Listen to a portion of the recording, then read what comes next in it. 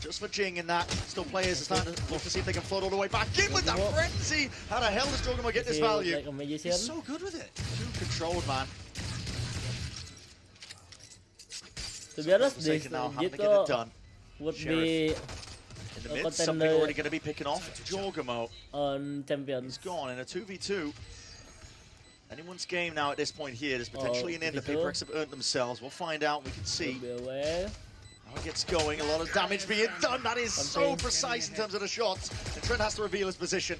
The Dart drifting overhead here. Something still delivering these shots. My God, what a monster he is. Untouchable on pistol rounds, it feels like recently. The Ghost in hand delivers 4, and that's another 4v5 round to add. Now this one, maybe a bit fraudulent in terms of the 4v5s, because they were only 4v5 for about a fraction of a second. Leaf immediately comps that out, but it's something's incredible. Aim with the Ghost. To be able to carry them through. And they've been averaging like 30% of their 4v5 wins across this match so far. It didn't really slow down that much on Corrode.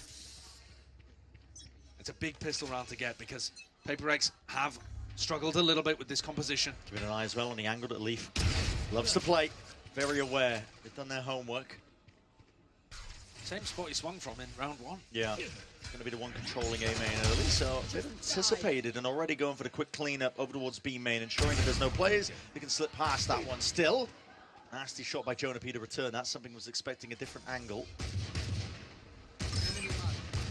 Something just looking to do damage. Something goes down 1 point away from getting his ult online. Will make it slightly easier to deal with PaperX maybe in round 3. But the net is tightening here onto Jonah P and Trent. Yeah. And PaperX deal with them fairly easily.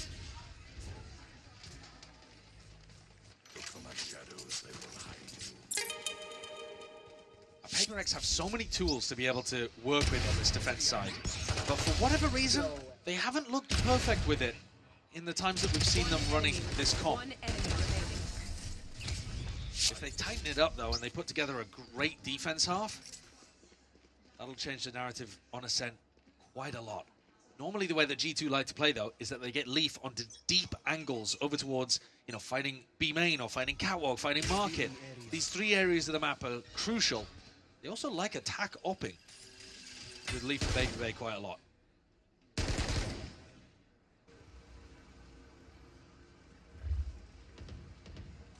Oh, it's still a lot of early util denied on the side of G2, but the drone timing wasn't. For me to cooking Indomie is Leaf has managed to slip himself into a forward approach. Clone eats a bullet. Good protocol for taking a bit of cat control there without a smoke. Actually getting deep onto this line. And they've set Leaf up to take a fight over towards, you know, deep spawn Market, something like that. It's all the way in. Very wide face. Good adjustment by Jaw, but he oversteps himself. Jing was going to be putting him in his place still. Awareness there from Patman, still watching that angle, but Jonah P has found it. Targets are toppling, and now Devi is going to be the one under that pressure. He's going to try and hold them back now, just with that stinger. Oh, seen out. Let's go offline up. That's a pretty poor timing to be taking. Leaf. Okay. A mockery over him right now. Seems to be aware of the fact. Jing does return that fire, but he's got the rifle and he's looking to get out while he can. Wait a minute. Where's my Inoda? They don't need to save this rifle. Jing looking like he doesn't want to take the 1v3.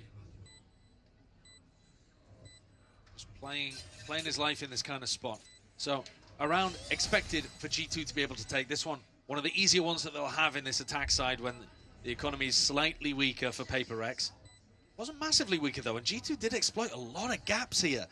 You know, the pathing when you look for Leaf, he takes a drone down mid and then he's walking all the way around into spawn and then through into the B site. That's potentially something that Patman will look to plug up. Patman actually went forwards into B main, looking to try to take the fight into Jonah P instead of covering that mid gap. And so I think it's, when I've been watching PaperX, it's more those kind of things, the macro game, leaving holes in spots. Yeah.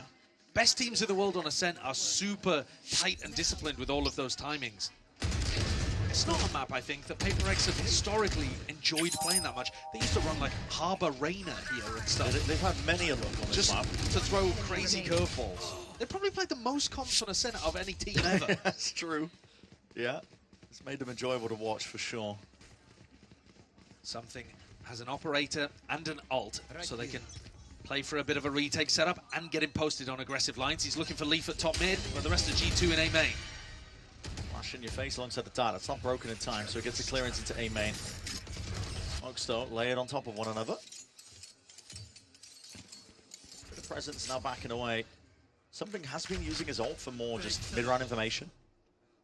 Especially on the slower attack side rounds of G2, so he might choose to do the same as Gatecrash fading.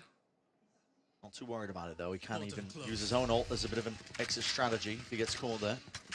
He's going peeking past mid. He gets smoked off and he just walks in front of it. Doesn't care. PaperX things. And now he's got the feeling that they're not actually taking mid, so he's looking to punish where else they could be. Trent jump spotting, but wow, that timing just goes a little bit wrong as a shot to the knee. Oh, it's actually through the wall. Through the wall. And probably to the knee. 51 health is what Trent's working with here, trying to put together a picture of where G2 are trying to end. And Leaf is there, he answers back. Damage was done, potentially just a half armor, but something is punished nevertheless. Wow. So we're going to be sending it forwards now, flying with a Dimensional Drifter, trying to clear up most of this one. The spot Devi through the back, pings across the board here. Wall's going to be tripped out. Jorgamo looking to contest here. Tangle with Devi. 1v1 onto the side, that could mean absolutely everything. Still, they haven't dealt with him, and he is drifting in. They're really taking this fight together. Devi, the chance. That's all it will remain as well. He's going to be sent straight back. To spectate now and watch as Forsaken. Isn't really going to be making a play towards this one, not on a 1v4. Sometimes it's an Indonesian. This is one of those classic examples of a great round put together on the attack side by G2. I mean, their game plan with this composition has been better than any other team. The way that they escort their chamber player, whether it's Papermate or Leaf, onto such good positions. Because in America, this is another... And I think especially against a team that loves to peak on defense, Leaf could just fry. This could be a map where Leaf runs away with things in this half. It's going to have to be something the PaperX are very, very aware of. Because they do love to dry challenge. Forsaken keeps his gun. It's going to be helpful because the economy is not in a good spot. Yeah. But yeah, this is a team that loves trying to take a timing and go for a swing. And if you're facing into Leaf's op or his outlaw, wherever you go, you're going to have a really bad time of things. Look at that. And he's fast enough to get set up right before something goes for it. And there's only a fraction of a moment there. A rough one from Jog, but he actually played that really nicely.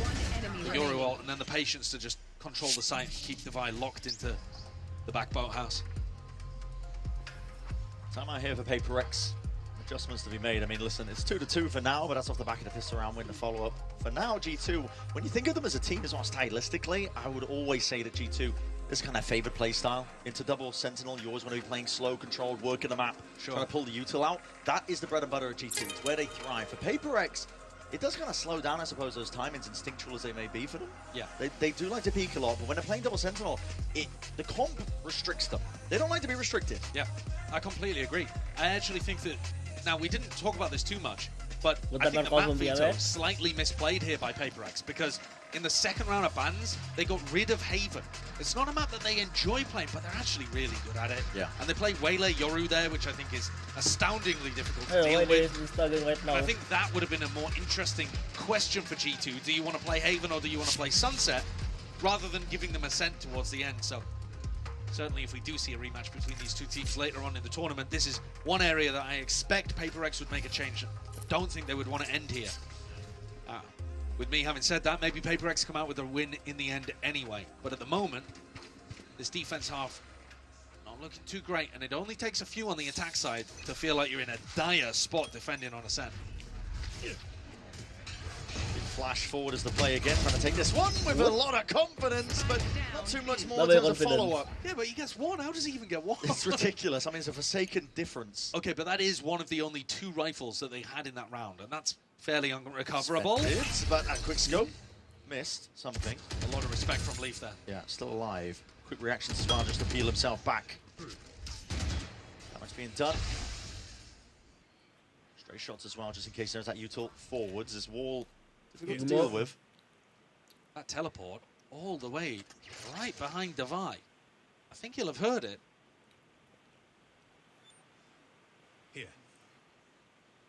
Jorg coordinating a play. Nice gearing up on PaperX's side as well, looking to see if they can take a bit of a fight, but that's a triple face over wall. Onto the wall, it's going to be triggered, still blinded up. That's a near side onto either side, drop it down. Bit of a half clearance, but still they adjust and manage in time. G2. Crack up on that side. Make a play for it. Still, Leaf has got this one. Launch one, a shot. That's what the mirror comes from. But with just the Bulldog. The best weapon for the job. Spike planted. I'm going to give himself something a little bit better, but Jorgamo is going to be hot on his heels. Had Dubai had a rifle in that spot, maybe we'd be looking at a different round, but G2 another slow, controlled one. PaperX finding it hard to force a fight. They look to try to fight here through tiles. G2 punish.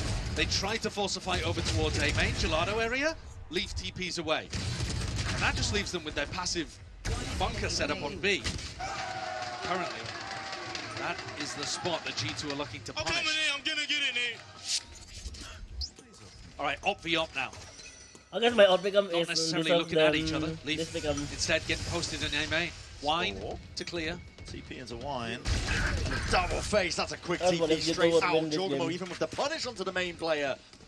1-2 combo. That should be the round. G2 are going to slow it down because they know that PaperX love to flood in, but the drone is going to give them info that the site is theirs to take. And a 5v3.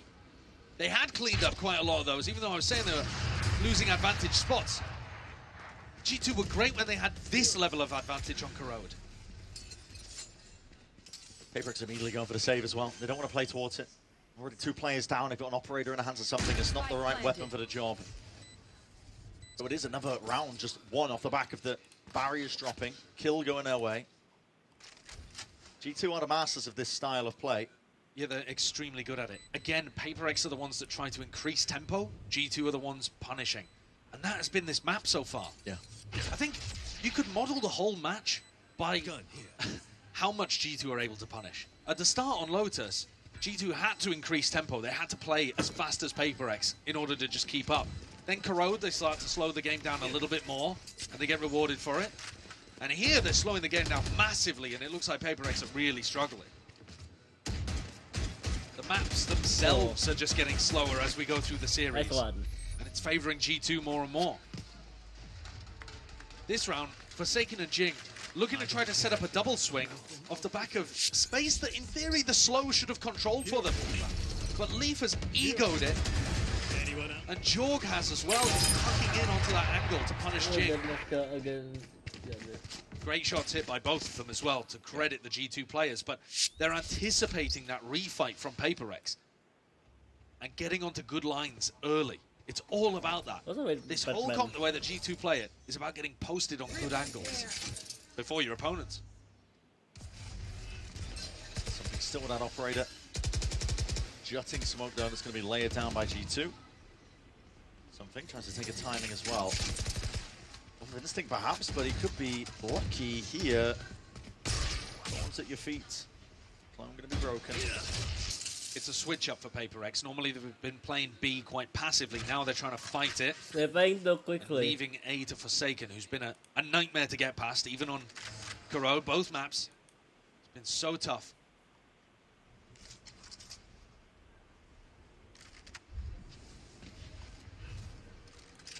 Due diligence is there for G2 always. Broken nice and early. Forsaken with a deeper smoke. He's not got another one for 15 seconds. But he knows that G2 are not going to be scaling quickly. His comp does not take space super fast. I will unlock my Jesse. I'm sorry. Potentially there. You see with a Steel Garden at least to set the pace of this one. Is there any clearance into Wine? They're not thinking about it. Forsaken, he's here. Drifted into the spot. His gun's going to be coming back any moment now, and that's the time to strike. It's Nye. He's going to jump on the chance to pounce. Potentially do some damage to help his team out. The flood attempt in from PaperX, all off the back of the IGL. Valor's going to try and do all he can to survive in a spot like that. But what a play to make. Just that slightest gap in discipline.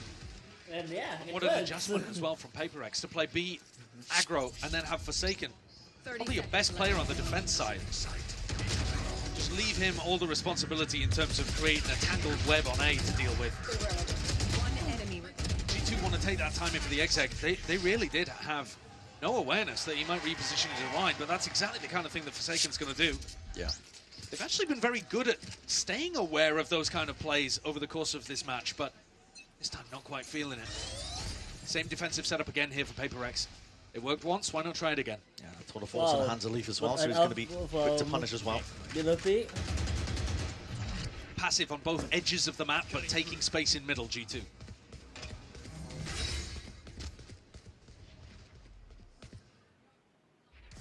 Doubled up. Crossfire setup smoke, though, disrupts this to a degree. PaperX holding a bit further back. The drone save for just this occasion, so it's going to be used to try and get a bit of that mid-round information, but it's broken by Jorg. If the drone hadn't been broken, I think Devi would have gone for a little peek there. Something still holding his nerve. Holding the ground down towards B. It's going to come down to sharp shooting, I think, as well. Where? See which player can put them into the dust soon enough. That is a shot, and what is that? Oh my god. The wall, lucky to be alive. The coverage from Devi, it's not quite there. Jogamo had that one entirely covered on that one angle, and something now feeling the heat and that pressure. Res up in through mid. It's pace that's been turned up to a degree. PaperX looking to control this one back down again. And that's a huge ultimate that they just brought back into play.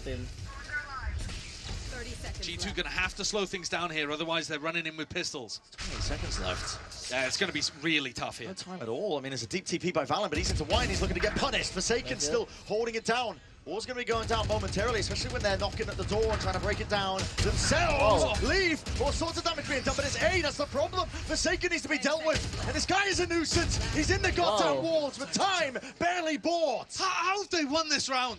It's absolutely insanity. All the way down to the wire. Leaf picking off both of those kills with the tour de force through mid.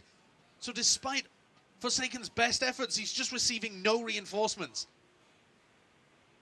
They cut off that supply line so well. And operating within the chaos, because that B split had no hope of success. And to be honest, I thought the scramble over towards A had minimal chances too. Forsaken definitely could have been playing spoiler towards it. Forsaken instantly caught Valen, and then knows that the others have to be coming through a Sage wall. He's set up for one of his incredible solo rounds again. Yeah. But this time just not quite able to make it work. And making Leaf go hunt. He's the one with just the stinger. Because anything picks up a rifle anyway. I did say that Leaf might just dominate this game on the attack side. It feels like over in mid. Yeah, he's taking over the game. I feel like he's controlling everything right now. He's on every angle. 7-5. And they can't get past it. No, you can't trade as well. When a slow kill gets dropped down after the second kill, good luck trying to take a fight against him. I do think that macro-wise, PaperX had, again, a nice read there, but they just couldn't get it done, couldn't get past Leaf in the final moments to go and help Forsaken. They're still going to have a bye, but their last one, if they lose this down to an eco, G2 with already 5 on the attack, it's starting to look really bad for PaperX. The winners of Masters Toronto might be cast to the lower bracket. That's a hell of a pit to be dropped down into, but somebody's going to be trying to pull his own weight. Quick kill there onto Trent. Operator revealed as well, but G2, they don't care about it. They're going to be taking the fight straight to them anyway. Pre-pin all the way up to the line. Devi trying to really see if he can put the hurt onto them again, but that is an instant trade once more. G2, you're playing into their wheelhouse, but this is a round at PaperX. They don't want to give up. So Dimensional Drift is going to be used again to set it forwards. The trade bug. Oh my god, man! He's everywhere. He can do no wrong. And he's dominating so far, round after round. PaperX on the shoulders of Something and Jing. Creeping away past here.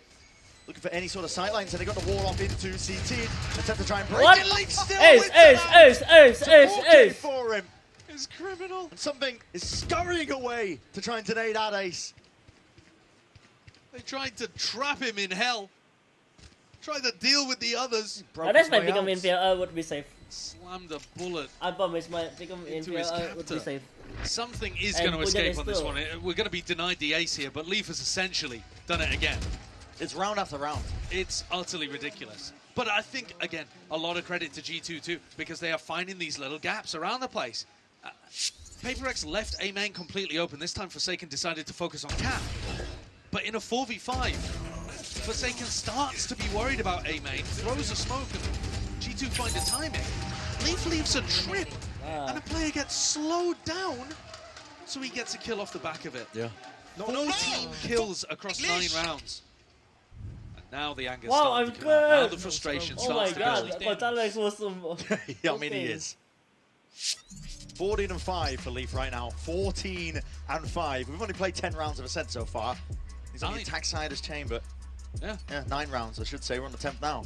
that's ridiculous. He's averaging 1.5 kills every single round. It's like, I mean, not quite a Thanos, but you know, No, he's up there though. Pretty close. He's getting there. No, in terms of individual performances, he's been lighting the world on fire today. And I think you could say he's slowly even been getting better from map to map to map. Yeah. I mean, this map, he looks instinctual. Like he knows where the players are through the walls. He's expecting fights on certain timings. And I snap into them. I think it's going to put a lot of pressure on these PaperX players to make more bold, aggressive plays. And that invites more opportunity for mistakes. Yeah. What's got it done in the past, especially those first 2 maps. Big heroics from PaperX. They need a step up now. Bit of a weaker buy here for PaperX, so willing to take more risks with it. And hello, I've seen this one before. Missed one way, play inside with the Bucky. Yeah, they normally have a flash and a recon through it though as well. Yeah. They do like to run that one aggro. Something's holding really close to this with an operator on the other side. This angle not ideal as well, especially when players are lying where you can't hit the adjustment. And the punish is there. For the first time for it, they're just trying to beam these players down with the bullets. They're doing the job anyway. Blind as anything. And it's just a game of just hunting down the minimap. Dissecting the map, it's what G2 do best. Get the would win. Especially with this double sentinel comp, you are right in the wheelhouse. It's going to take timings like this, little plays to be made. But individuality can only do so much against this war machine that is G2. They are completely in control right now. They're contacting all the way up to the danger areas. They're recognizing exactly where the danger is. And then that protocol to tuck a leaf behind the box so that you double swing catwalk as soon as the smoke drops is really nice. Great control. But they literally just walk down mid there. Yeah. And in some rounds, something's going to be fighting it. I need one! I need one! Yeah, Trent is currently 1 of 4. Yeah, none of that matters when you're winning, but yeah. Like he was saying earlier, I just don't get the freebies. Full leaf. Yeah, it's tough to get kills when one guy's hoovering them all up on the other side of the map. Yeah, in his own words, playing with Thanos, so. Yeah. Tricky spot. PaperX here with a buy, though. They've invested fully into this one. They have ults on top of it. 1 away from Patman's ult of the Hunter's Fury. They need heroics to stop themselves from going down into the lower bracket. We're only in round 11, and I'm already thinking that they're in desperate territory. Yeah. Flash. Recon. Yeah, dive on top of it. That's going to be a big reveal onto multiple players looking to try and take the fight forwards. But again, the comp doesn't really suit it. You can't jump on the chance. Fades away. And now you've been baited into forward positions. Double bait and switch here. That's good damage done though. Forsaken is going to be spamming. Roar into it. The Dimensional Drift to try and clear most of that corner out. Jing is forward again. Trying to take that fight. He can hear the sound cues. Jonah P is just waiting in thick water. Forsaken's still going to be the one to put the bullet to the dome. And finally a player advantage. And something fast on the flank. You can play retake in this spot, but Trent's already the playmaker. Trent trying to slip the net. Oh my god! Straying out with the bullets on the side. Forsaken finds it. Oh, cancelled out. Goes out here. Forsaken trying to sow chaos again once more, but something onto the flank again could just be the nail in the coffin they needed for a round like this. Juggernaut not anticipating it whatsoever. And it's all down to Valen. It's a 1v3. Positions here is playing way out into the open, but the bait and switch is perfect from PaperX. Exactly what they needed. Yeah, fast push on the opposite side of the map. Even losing the Steel Garden in the midst of all of that didn't end up being a massive difference maker. Crazy scenario over there. Trent trying his best to try to make the play. PaperX need every round they can though. Got to clean up this one as well. Get it to a 7-5 half and you might have a hope. Alex is looking anxious, stressed. No, I both of these teams know the win cons as well. This double sentinel comp, when you're losing this many rounds on defense, doesn't bode well. PaperX still cannot afford to be disheartened. Oh no. Up the op battle over here towards B main. What util does each team use? Whoa! It just comes down to it. I mean, there's a flash that doesn't go Something? that way for Seiken. I should say something still steps up. That's a crazy repeat from something. Trying to peek on the angle earlier, but it doesn't matter. Might take him forwards, and sometimes that's what's needed. A bit of disrespect. Real big answer back here for FakerX to find it. Deep jutting smoke on the attack side here for G2. Feels like they could be pushing past it. Disrupts the crossfire setup that they have going on. FakerX might find themselves in a bit of a tricky spot here. Comes to Fury, trying to pave a way forwards again. That TP is going to be cut into the corner, dodging, juking, maybe even in the midst of all of that. Yes, damage is being done, and with those kills claimed, it goes on either side. Patman finally lets loose with one of his own. It's a 3v3 that they're going to be playing themselves into. Flash available for Jorgamo. And one for Forsaken as well. This flash recon combo should be quite nice, but FakerX forced to use it early. Paranoia sidestepped, but no one really anticipating. It's a smoked off position. Forsaken gives away his life. With the slow field drop down at your feet, your options even more limited. Revealed over and over and over again. Damage through the walls. Bled to death. 1,000 cuts here. You might have that heal in the back pocket. But it's a chokehold setup currently going on. It's going to take just raw individualism. Heroics from either side. It's all G2 though. A red feed that's filled up in their name. 8-4 is the half, an attack side that you can be proud of if you're G2. Excellent game plan. Really nice calling from Valin. Putting Leaf in a position to win, and my God did he deliver. 17-7 to end. Every shot felt like it landed with the operator. Such a beast of a player. And that's with FakerX winning pistol. Drag it back, one round at a time if you're FakerX. They need insane heroics to come back into this one. And an attack side that goes bonkers. Absolutely. For now, though, we're going to set it down to the floor. Lou is standing by with some very special guests. And the G2 boys also have their fans here in Paris. Je suis rejointe par deux fans G2, no good name. And Cedric, first of all, the jersey suits you very well, boys. The first question I wanted to ask you is, we've seen the boys putting up quite a show, right, on stage, waving, celebrating, flaming a little bit. So I wanted to know how you enjoy this as a fan. Donc on les voit un petit peu, les joueurs de G2 se lever, trash, célébrer, tout ça. Comment est-ce que ça rend l'expérience de fan encore meilleure pour toi? Alors, tout simplement, c'est G2, c'est la mentalité de G2. Et il ne faut pas oublier que G2 est dans son âge d'or, in the golden era. Yeah, I think that's a pretty solid answer. Indeed, it's G2, it's the G2 mentality, so I think we shouldn't act surprised, and I agree with you on that. And Cedric, we love the fan storyline, you know, and I think you have one with a player. So who's your favorite player in G2, and for how long have you been rooting for them? Well, my favorite player is Tren. I've been a fan for 6-7 years, ever since the guard, and just he's my favorite player. I just love the way he plays and just how he acts on stage, his calmness. Coleman cold, right? Yeah, exactly. In G2, we are in our golden era, and Busio, you're a rat. And Bustio, tu es un rat, on est dans notre ère goldée, dans notre âge d'or, effectivement, et c'est mon joueur préféré, je le suis depuis l'époque de The Guard. Merci les gars, thank you boys, and we're gonna see who takes this decider on Ascent right now. And we're looking at purely that uphill battle for FakerX, straight shots being sent to the Fnatic camp. Wasn't expecting that, that's insane work from them, but we really have to iterate how much of a dire situation this currently is for FakerX. The composition that they're playing, listen, attack side is not favored when you're going into the double sentinel. It's really going to test them on every single level and see how far this team has evolved this year. They're a squad that have high aspirations. They do not want to be getting sent into the lower bracket at this point. It is a bloodbath. It's a parade pit down there, and it will be eventually. I know this is the first game of playoffs, but it's bound to be with the quality and caliber of the teams that we've seen so far. No, I completely agree. You've got to stop Leaf from doing this again on the defense side. You look at the Coinbase Econ report, it's just pumping out damage to everybody.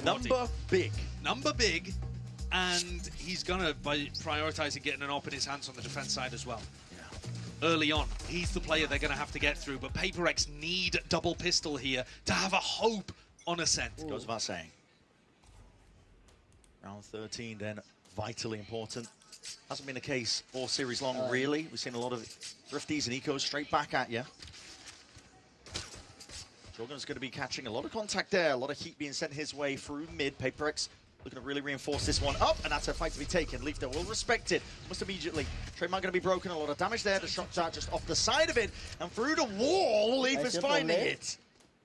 Doors closed off into their faces here. Barely a pixel to work with, but paperX are still looking to overwhelm. Reinforcements, though, in through the back, and this is a weird timing to be taken. You've warded off your only avenue over towards A, and then you're trying to make your way over towards B. Devi trying to put the squeeze down onto them. They could go in either direction if they're going to go back into Jonah P.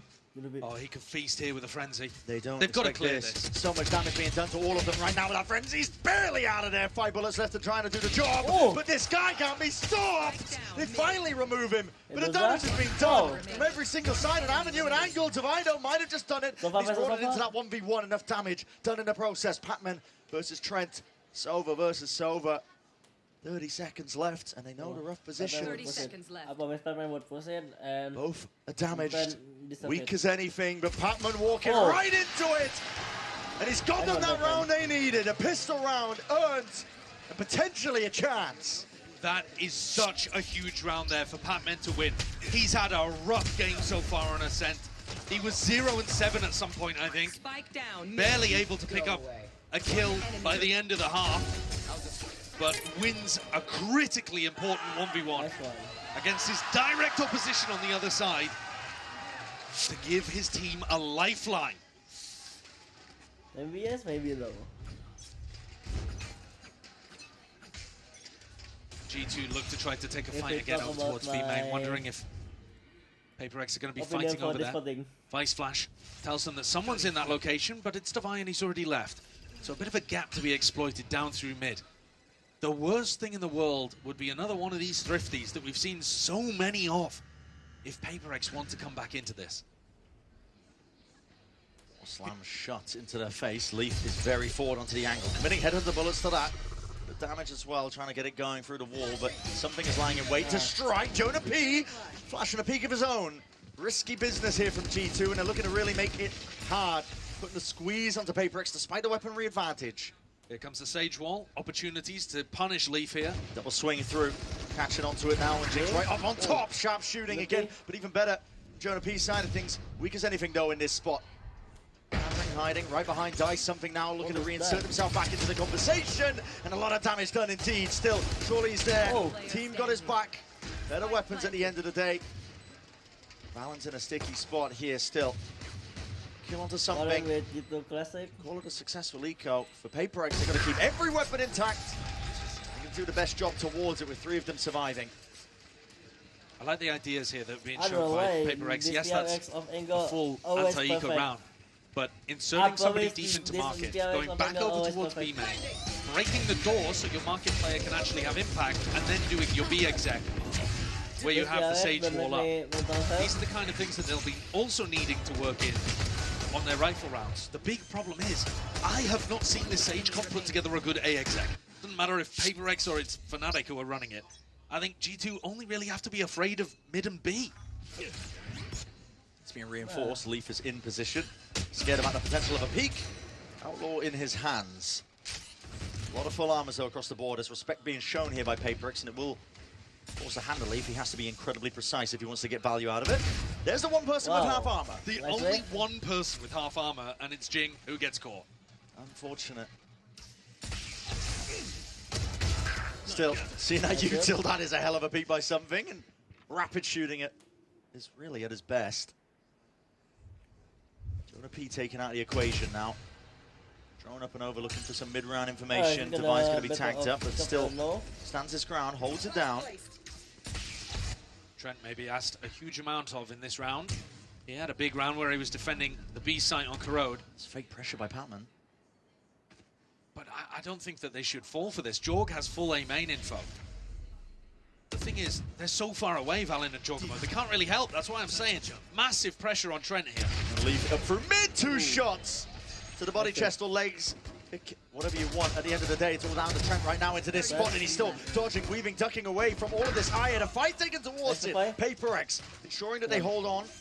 They keep their eyes onto the smokes with those guns well trained. Divert themselves into a 2v2 from this spot. Devi's going to hear Jorg Coming up, maybe not. He just cut noise. He did cut noise from it, and the barrel's going to be poking out before. No, not quite. It's all about timing here. Devi trying to cut it up into the corner, but the clearance. Immaculate stuff from Jorg. That would be a bonus round. Piece by piece, taking bite-sized chunks out of the sight, making sure that they can clear most of the way. It's up to Forsaken. He's been a menace. He had a hot hand earlier. We'll see if he can keep it going now into this 1v2. Currently 16 and 8. The players dropping down and giving him that perfect timing. Snapping to it. Nice, the fight! He's Nice it. The IGL does it again.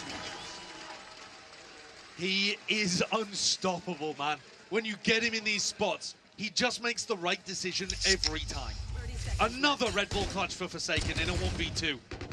And it's his push forwards to wrap around Dice here that just destroys G2.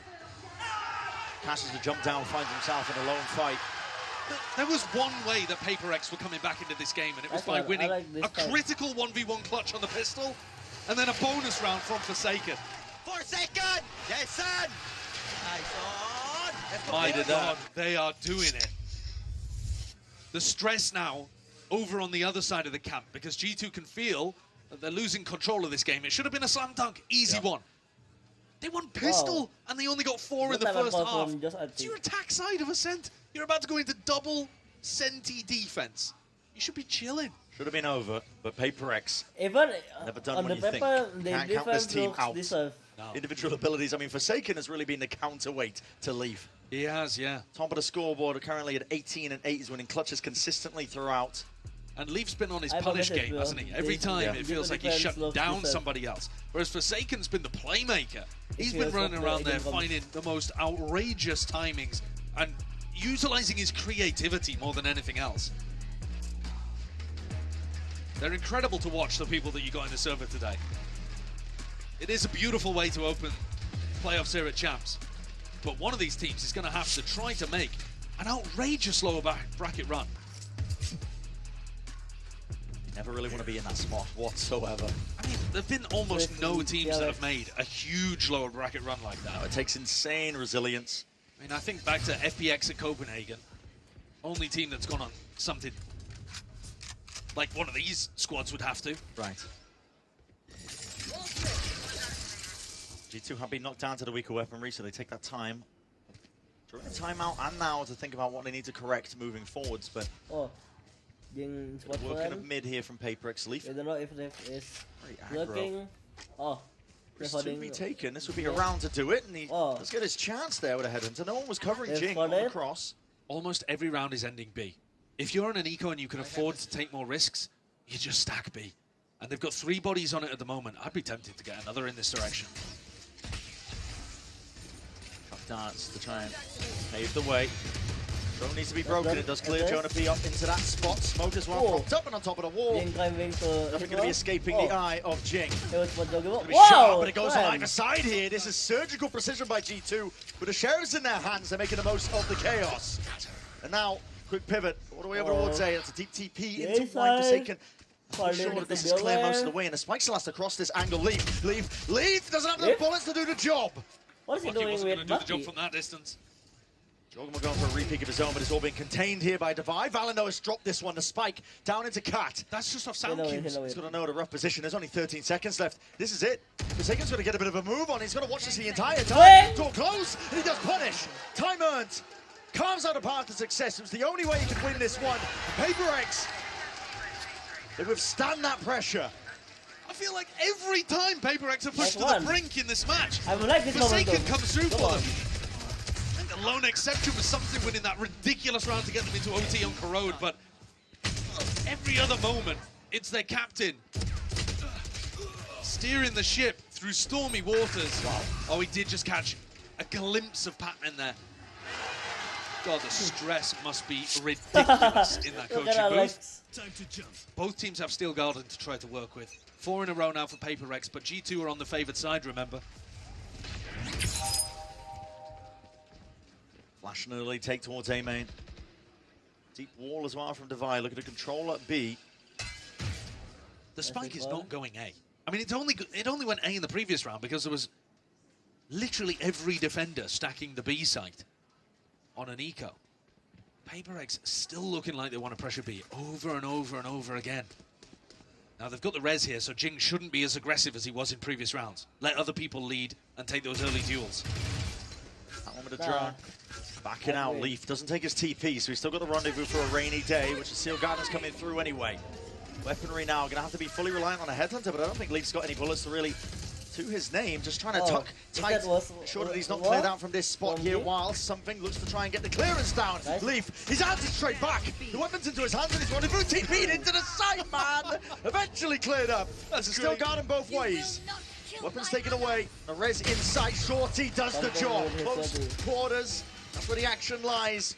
Weapons to swing back out here. Paperex have found themselves a way back in. Jorgamo looking to see if he can answer. Knocking at the door, him and Jonah P, but Jonah P no more. There it is. Let's go. Clean up in the end. 3-piece by Jing and a lead taken by Paperex. I really like this BXX where Jing doesn't wall up on the box, but instead goes and walls off market or something like that. I don't miss this match one of the stressful matches in my life. Leaf picking up 2, but he's got no escape mechanism there. I mean, it really Same like AJ versus DRX in 2023. But then Jing also playing for the res in that spot towards the end. Helps them enormously. It's a big round. Paperex take the lead and knock G2's economy down. G2 need answers fast. This is insane work by Paperex. You're right, Josh. G2, they need answers. It's supposed to be their favored side, but pistol round, bonus conversion, round after round is being put together. Relentless is the opposition. Whereas G2... It's Valorant slip back in. He's trying to find that. It's been cleared anyway. It's going to be spammed surely here. This Anchor Smokes the plan. Trying to work his way around something. Precise and sharp. Jorgamo trying to play touch. What is that? Reactions by Jing. Disgusting stuff. The Tour de Force trailing back into the fight, but you don't have any advantage. 5 alive for Paperex. Slow orbs at your feet. Cut out of every possible spot. They've got the money, they might as well go for it. No way. Leaf. Only an angle to be found. He's almost collected that onto Jing. Clearance on top of the wall. Damage done as the matter to Jing is low. Done the death lifting this round. It is only 2 on rounds the now being the difference, and Paperex leading, running away with it. Incredible resilience from Paperex. To be coming back into the lead after a 4-8 half on your defense side. It's so different the way that both teams are approaching the attack side too. G2 was slow, controlled, trying to post up on angles and punish. Paperex are just running execs. First 30 seconds, after doing a little bit of defaulting maybe, they go for a pop. And usually it's been on B. That was the first time where they've actually planned to end A at the start of the round. And now maybe faking it out at the beginning again. But I don't think they're going to end with rifles on A pretty much ever. I think to take the fight that direction. No, I think they only did it that previous because they knew it was an eco for G2. Yeah.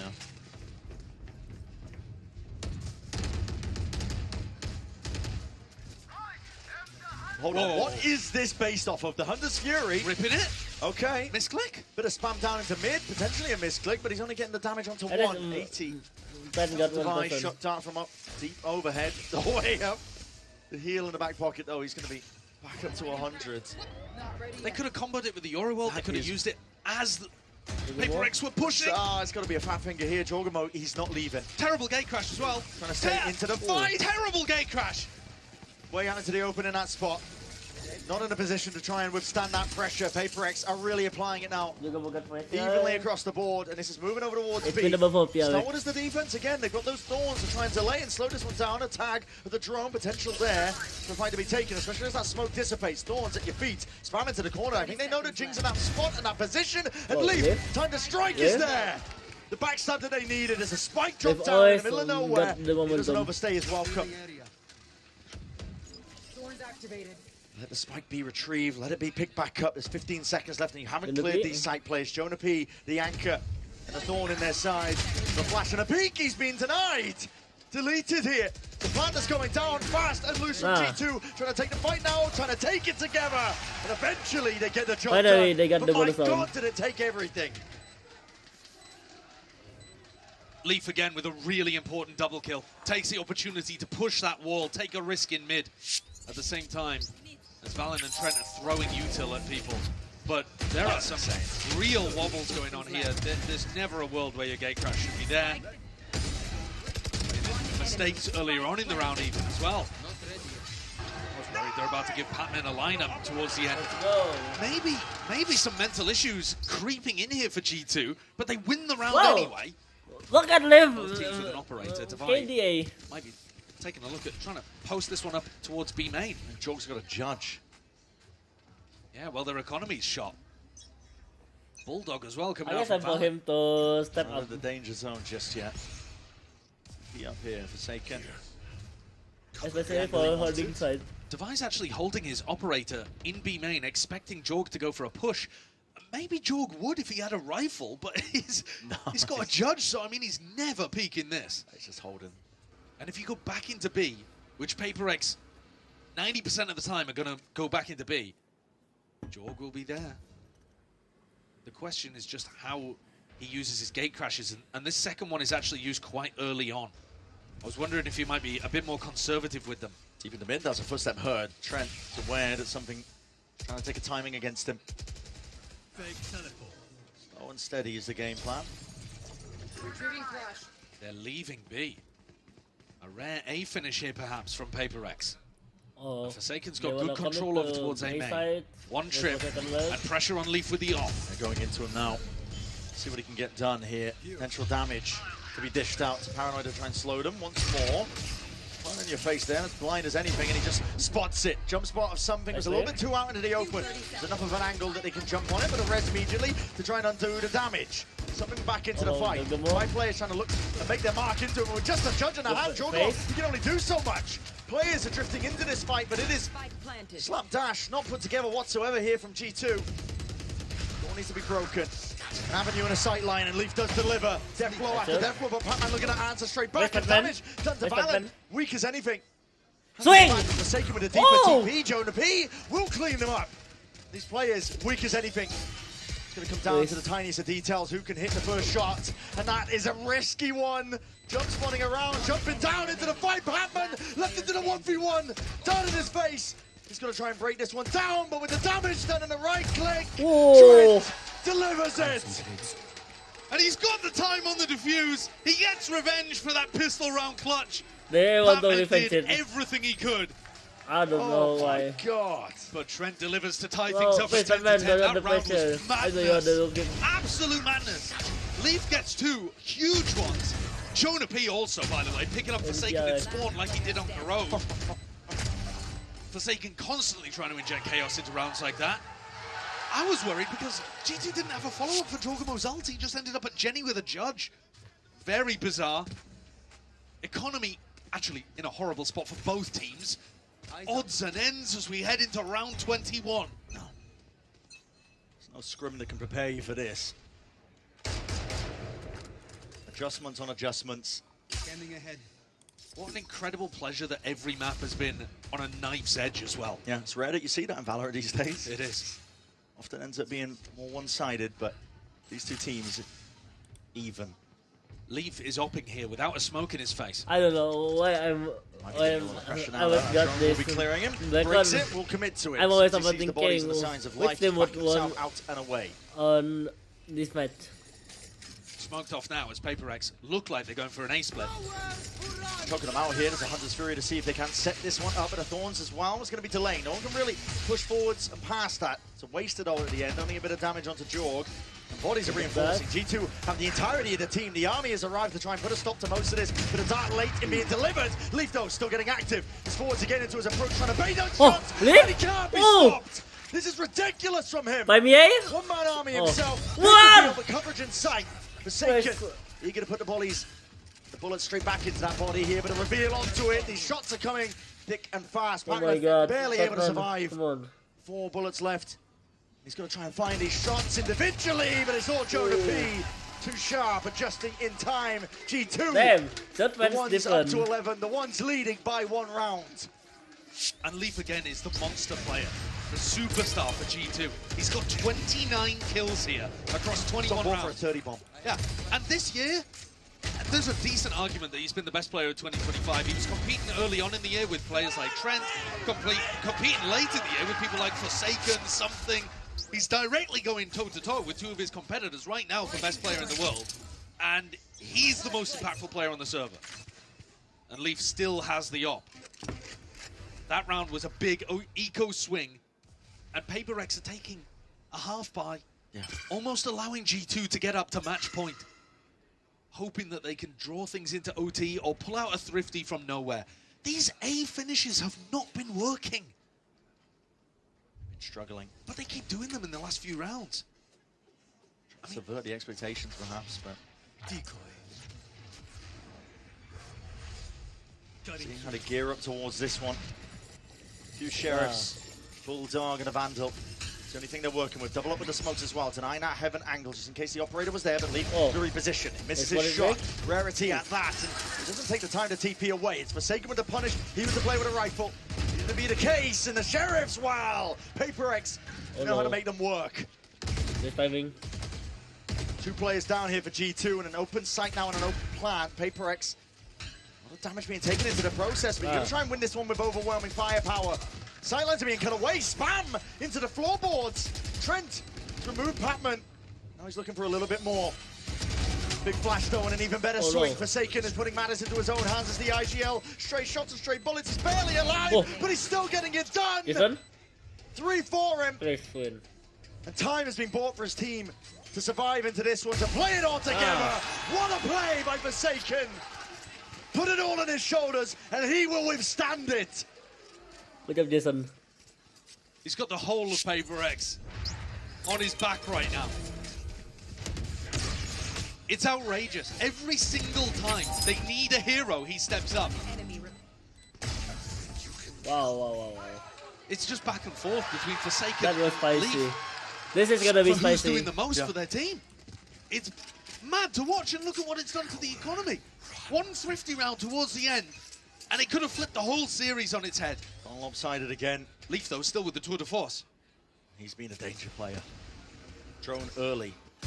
Usage onto They him, got tags there. him up. Doesn't care, disrespect. Fully being showcased. Deep TP into the bottom section of mid. We'll have to TP back here. Paper X now. Looking like they want to speed up into this, perhaps. Thorns are being layered down to try and set this one up. Something. It's going to be that blade from the side. These are anchor players on G2. Jonah has ult. More triggered, flash forwards, and his shots in the dark as well through that smoke. Jorgamo, he's gone down. Still these angles. Needs to be watched for. Jim will have to respect that one. And inside that smoke and straight bullets being fired forwards. Shorty with a double dash hit. A double right click. Jonah P. So one to put him down anyway. Plant going down now for Patman. Please, Jonah P, use your ult. These players have rotated around, but they need to clear up something from this spot. G2, they need a chance. And it solely rests on making sure that they can get rid of something. No. Ripping the ult. They think it's winnable. Dimensional drift. He's going to be getting the hell out of there. Something looking to rejoin the rest of his team. He's body blocking. Just being that nuisance player. And trying to bit of a run on, trying to get a bit of a move on. Balance forwards as well. Now barely any bullets to work with. Wow. It's on Paper X. A complete collapse and cleanup. The 12th round is theirs. One more step for match point.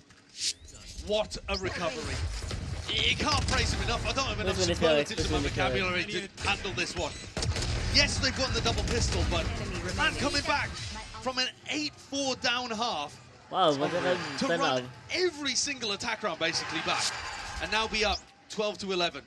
But the previous one was an anti-eco. Now G2 with rifles back, and Trent's overult that I think last time he misclicked. Game of survival here for G2. They do not want to be dropped into that lower bracket. One round is going to make the difference. Could be Leaf's 30th. Respects it though. Sees that flash, will take the TP this time. Doesn't overstay it. And now Devi can take away their guns. Immediately Clone as well, just pops up the wall. They want to move into this one as a still guy on their own. You have to overall this. So overall's going to be used though. Nice That's out from Could be some least. connections coming through. And the Fury. And there it is. Long range with the artillery. Trent trying to make the play towards it, but that's a res to instantly undo most of that damage. And something inserted himself. Making a bit of a home, just trying to set up camp, and they are going to remove him out with that U-turn. Oh my god! It goes on either side once more. It's all down to the finer Please details. don't The overtime. gunplay is what Please matters win most. this. Please win this. Forsaken ulting, and now they're looking for him around spawn. They know, though, that the spike is going down over towards B. Valen checking B main. Cancelled. Full 3v3. Gets the clearance onto this one. It comes down to it. The gunfight's taken. As Paperx want to square up towards it. They hear the footsteps and they see the shot. Nice! Let's go! It's Paperx who survived. Paperx who Finally! keep going. And Paperx who denied G2 that chance and sent them packing Thanks for to the this become lowlands. PRX. Thank you so much for That is this about the become. best match you could possibly get to open up Oh my playoffs God. here at Champs 2025. Two of the teams that you're looking at as favourites for the tournament, and they go within 2 rounds across all 3 maps. I think that was G2's to win there on Ascent, but they just couldn't find the moments. God. Again and again, despite the best efforts of people like Leaf. Just constant Oh my God, PRX, let's magic go. moments from Paperx, and a true grit and tenacity, showcasing hunger that has not abated at all since their trophy lift in Toronto. You might have thought that there'd be more hunger on the G2 side in a match like this. And both teams brought the best out of each other, but Paperx come out on top. Oh, it's got A PRX winning. masterclass in Valorant here. We are treated with that matchup, and Paperx move on. It is Like going to be... saying, I mean, despite the best efforts of Leaf, this guy was dominant all day long. He got 30 kills in regulation there on Ascent, but only 1 in the final round. And that was it. Paperx swarmed onto the site. A major Damn, difference being Jason that and man in the Willie. middle right there. Forsaken himself. He put the team on his back when they needed it most. Yeah, what a hero. Calling, shooting, it didn't matter. He was stepping up. And this is how they won in What a Toronto, bigger was with match, him Sam. having Oh my God. unbelievable impact like that. He's not always at the top of the scoreboard, he is now, but he's send it just down. outrageous. Absolutely. It's time for the Frozen post-match interview with Forsaken himself. Let's find out from his own mouth. Paperx fait I will tomber leave it les on G2 my et continue papers. d'avancer en playoff. The Paperx promise, superstar Forsaken had I'm an so amazing tired. performance today. I have to interrupt you for watching a this match. second. Jason, I have a my few God. questions to ask you. First of all, congratulations. And it seemed like a Oh, double yeah, victory right. again, today. We saw you guys, waving, standing. We saw some banters. So can you share a little bit about the lore? What does it mean to you I'm putting beating my G2 pen. today? I mean, I think it means a lot because this is our first game, first opening match in playoff. Everyone feel excited, and even though we lost the second one because we want to make them excited, towards the game.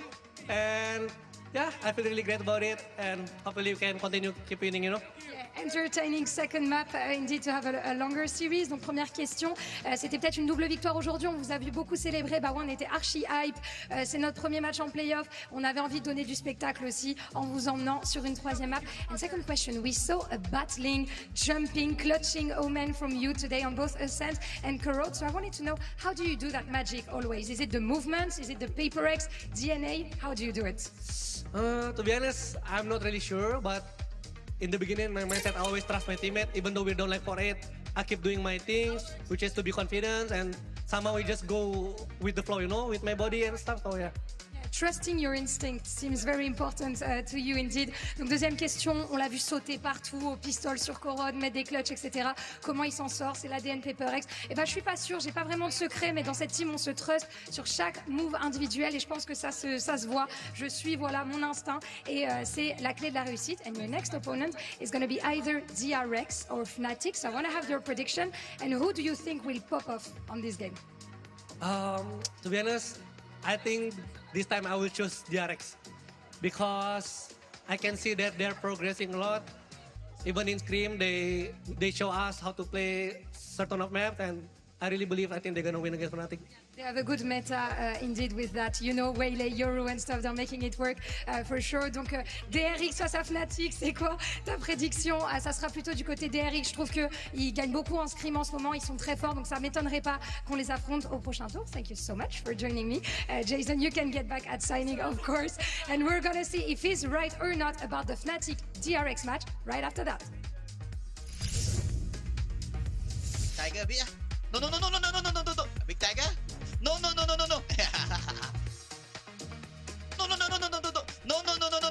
Big Tiger! Then Alex gonna want B again, guys.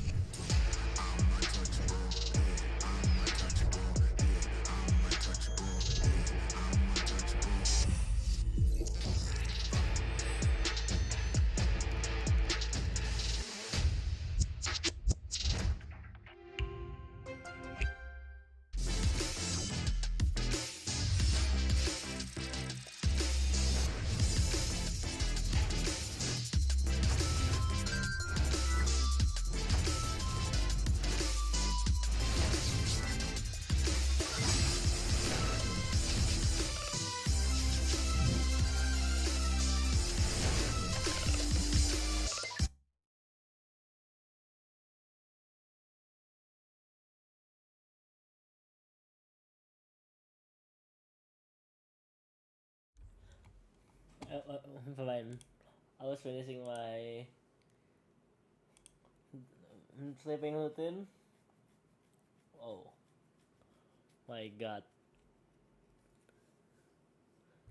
So today's again Jito in lower background.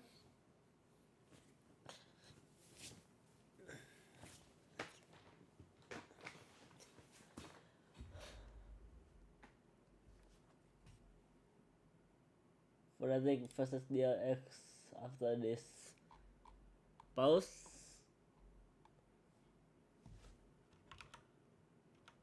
Is it already refresh?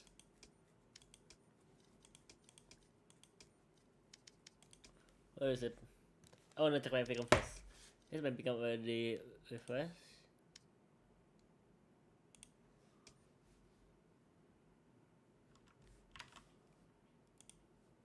Oh, the score is 2-1. Oh, still cannot.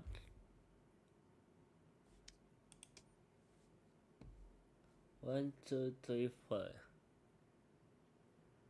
5. Wait. I have already collect 1, 2, 3, 4.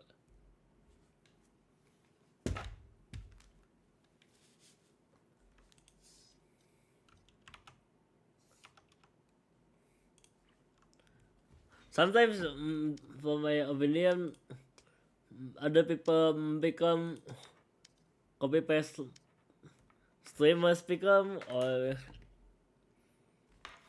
content creators become. These Tysons become looks good. 89 points. I believe with this become I would get this gun body. I was wanna review the PRX versus G2 match. Where is it?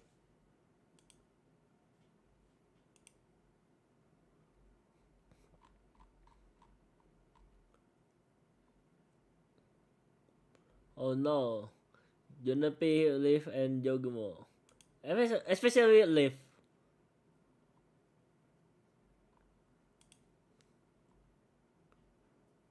They still can step up until right now.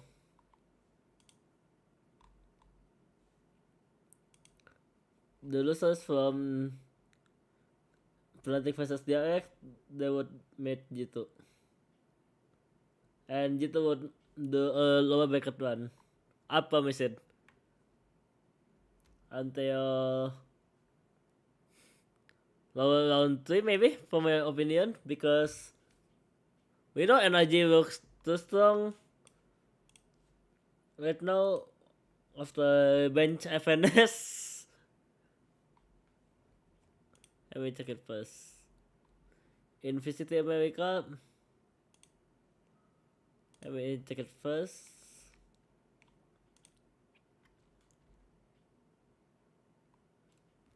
They got first set colors, lose against G2, and lower backup run, and lose against G2.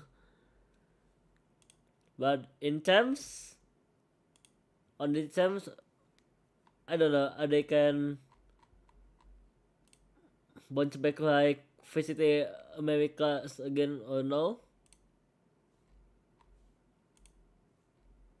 But I hope NRG would get top 4 or top 3. So the top 3, of course, the top 3 or top 4 from, top 4 from this Champions 2025. PRX, Fnatic, of course. G2, NRG, and Heretic, still question mark. Of course, 1, 2, 3. These 3 teams would eliminate first.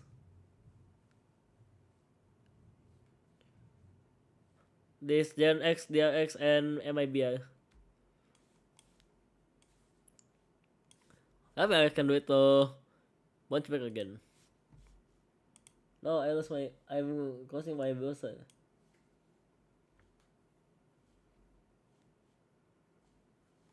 Where is it? Ah, that one.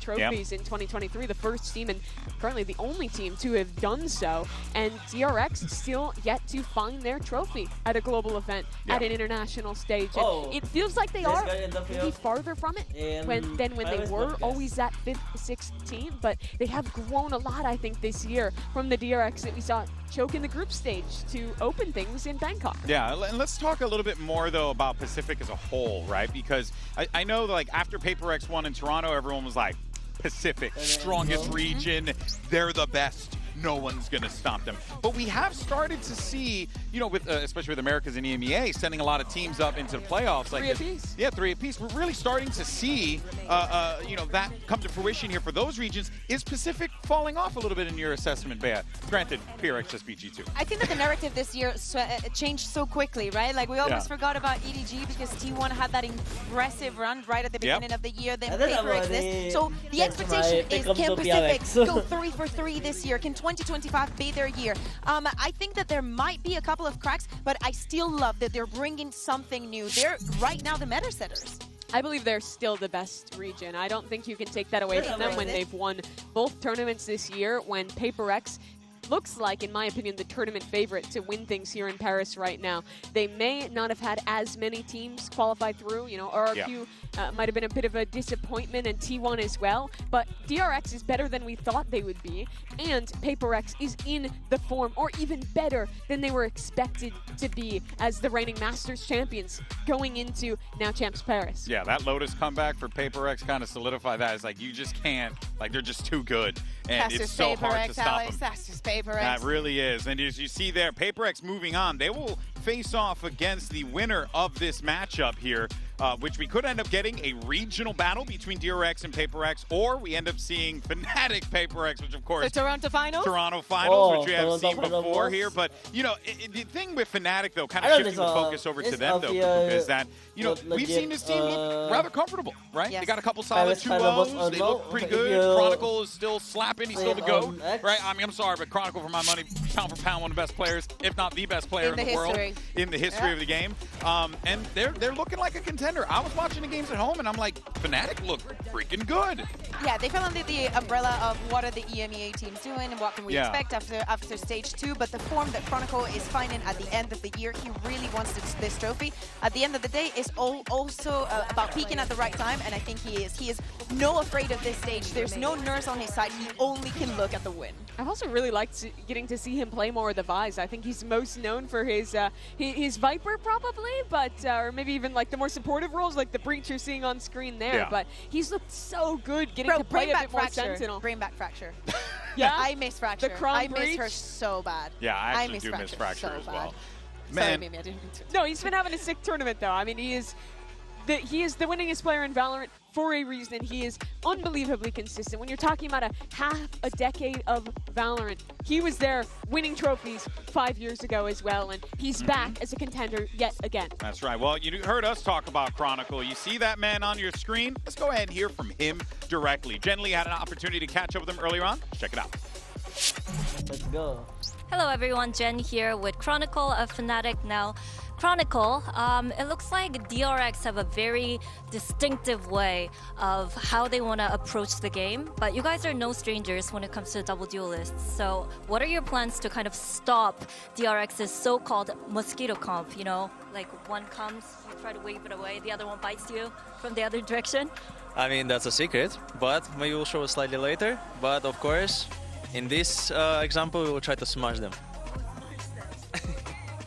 Good luck, and can't wait to see it. Thank you.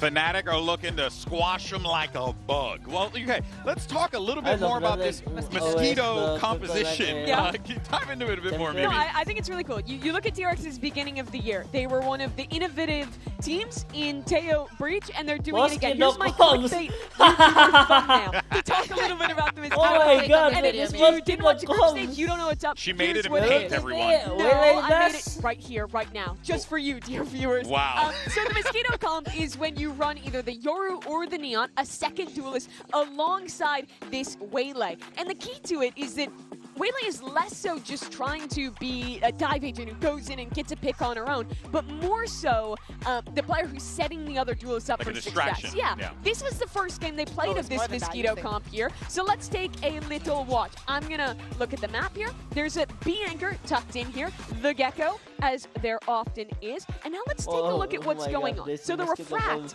got placed down. That's that teleport back that Waylay has, all the way back here, and the double dash gets used to peek up onto Trex. But notice, there's no util being used to support this, really. No one else is investing a ton of initiator utility. Sure, the Haunt was used, but it's not necessarily to set up this dive. Instead, the goal is, as you watch here, all he is trying to do, not to kill Trex, just spot him out and throw down this the ability there to be able to hinder him. Yeah. Yes, hinder. Thank you, the word I'm looking for. And that makes it so hard to anchor because you're trying to adjust your crosshair, you're trying to get your eyes on someone, and it completely overwhelms you. And as Trex is turning to look, Waylay's out of there, and boom, in swings flashback and gets the kill onto Trex. So it's not the Waylay being sacrificial, it's the Waylay getting information, getting the hinder, and then allowing their teammates to set it up. I have one more round for you to show. This is from that same map. This is round 12 of the half. Same idea though. It's going to be a long take, but this is applicable not just to this long take, but to other ideas. Watch what Hyunmin is using here. He puts down his refract rather, and goes in for the double dash. No util, no help. His only job is to double dash in, hinder these players, slow them down, and then allow his teammates to swing. And watch. I guess he's teleporting back. Triple swing from Mako jumping out, and Bane double swinging. And this is not just a bind thing. This is any map that they are playing this. This works with the Neon where you're sliding in. It works with the Yoru where you're teleporting in. And if you look at the Waylay pick rate in this tournament, DRX has only played Waylay. Every single map they have played, Hyunmin has been playing the agent. They are fully invested on this read, and it looks very good. I knew you were serious when it wasn't the match that Team Liquid picked, the Waylay. But yes, we've seen a lot of it. We always wonder like how the meta is going to end and how it's going to shift, especially because this is the last showing that we have before going into the new year. So you kind of like the final taste. But it's good to see that they have found somewhere where they're so comfortable and seems to fit them so well. Yeah, apparently. I mean, that was wild. It's like the Waylay is like a human drone. You know, you just kind of go in, do your thing, get back out. Right? And it's way better because the hinder is... Yeah, the hinder's nasty. It's way better than any kind of stun or anything. And it's frustrating. It's the hinder comes out very quickly, too. It does. You can hate it. And the other thing is, because you can throw it midair, if you aren't at threat, you don't have to refract, right? There's always... The reason players have to look at the Waylay is because he might stay. In both those clips, he pulled himself back out, but he could have stuck around. What if he doesn't? Yeah, that's why it's so overwhelming. It's really hard to play against this comp. All right, well, I love that breakdown. We'll, of course, see more of that later on today. But for now, let's go back over to Jen Lee. She had an opportunity to catch up with Flashback. Hey guys, Jen here with DRX's Flashback. Now Flashback, it looks like DRX have a very clear way of utilizing Waylay's Refract, and some fans say it kind of resembles how you catch a Pokemon. You know, refract, catch, right? So who do you want from Fnatic side to add to your collection? Twerking Bowser catch. Oh, you want to catch Twerking Bowser? Okay, let's go. Catch. Catch. Twerking Boaster is who he wants to catch. Well, I mean, Boaster's going to try and twerk on a lot of fools today if he has his way. I mean, if by twerking on fools, as you say, it means getting a lot of kills, then he's been doing it this event, Bea. I've been twerking on fools since 87. English words, right? Your age. I've been enjoying Boaster this tournament, either if he's making fun of someone on Twitter for saying the wrong things, or if it's with him playing with the operator, some of the things that you might not see many IGLs do it, but we've seen Boaster done a lot of times in the past. When we speak about Fnatic, when we speak about the history, we always speak about Boaster, because all of those years, all of those players, he's always been there. Shave his head, he looks like Lex Luthor right there.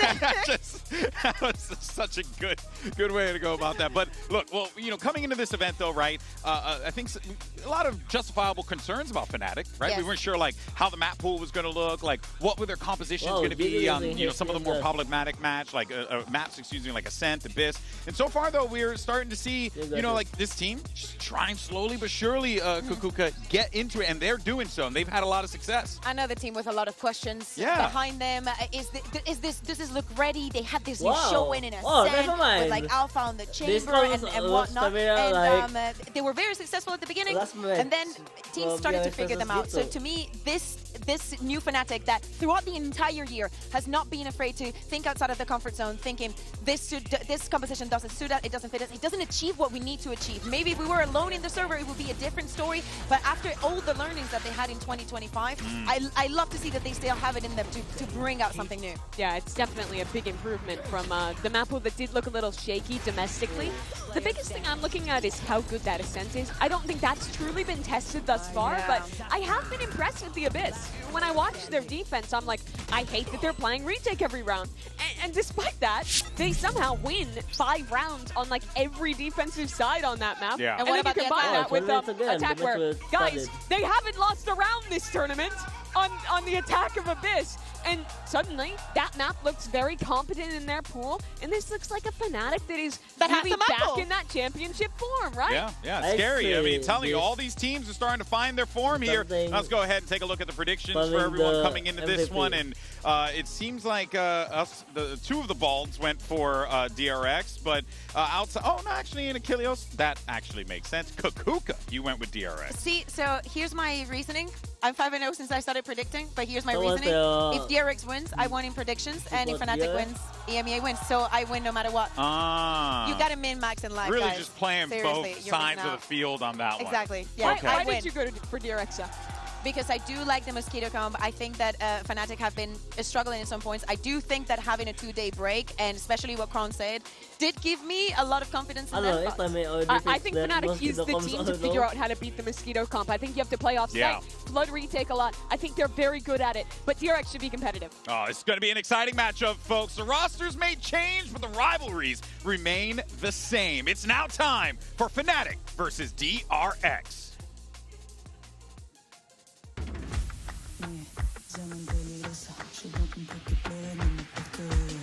Here we go.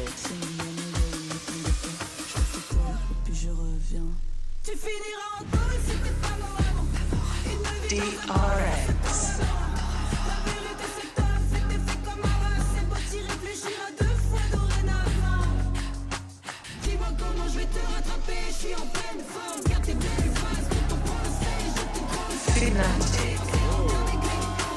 So many people are excited for Jerry Fnatic, right? I'll feel it. Let's go.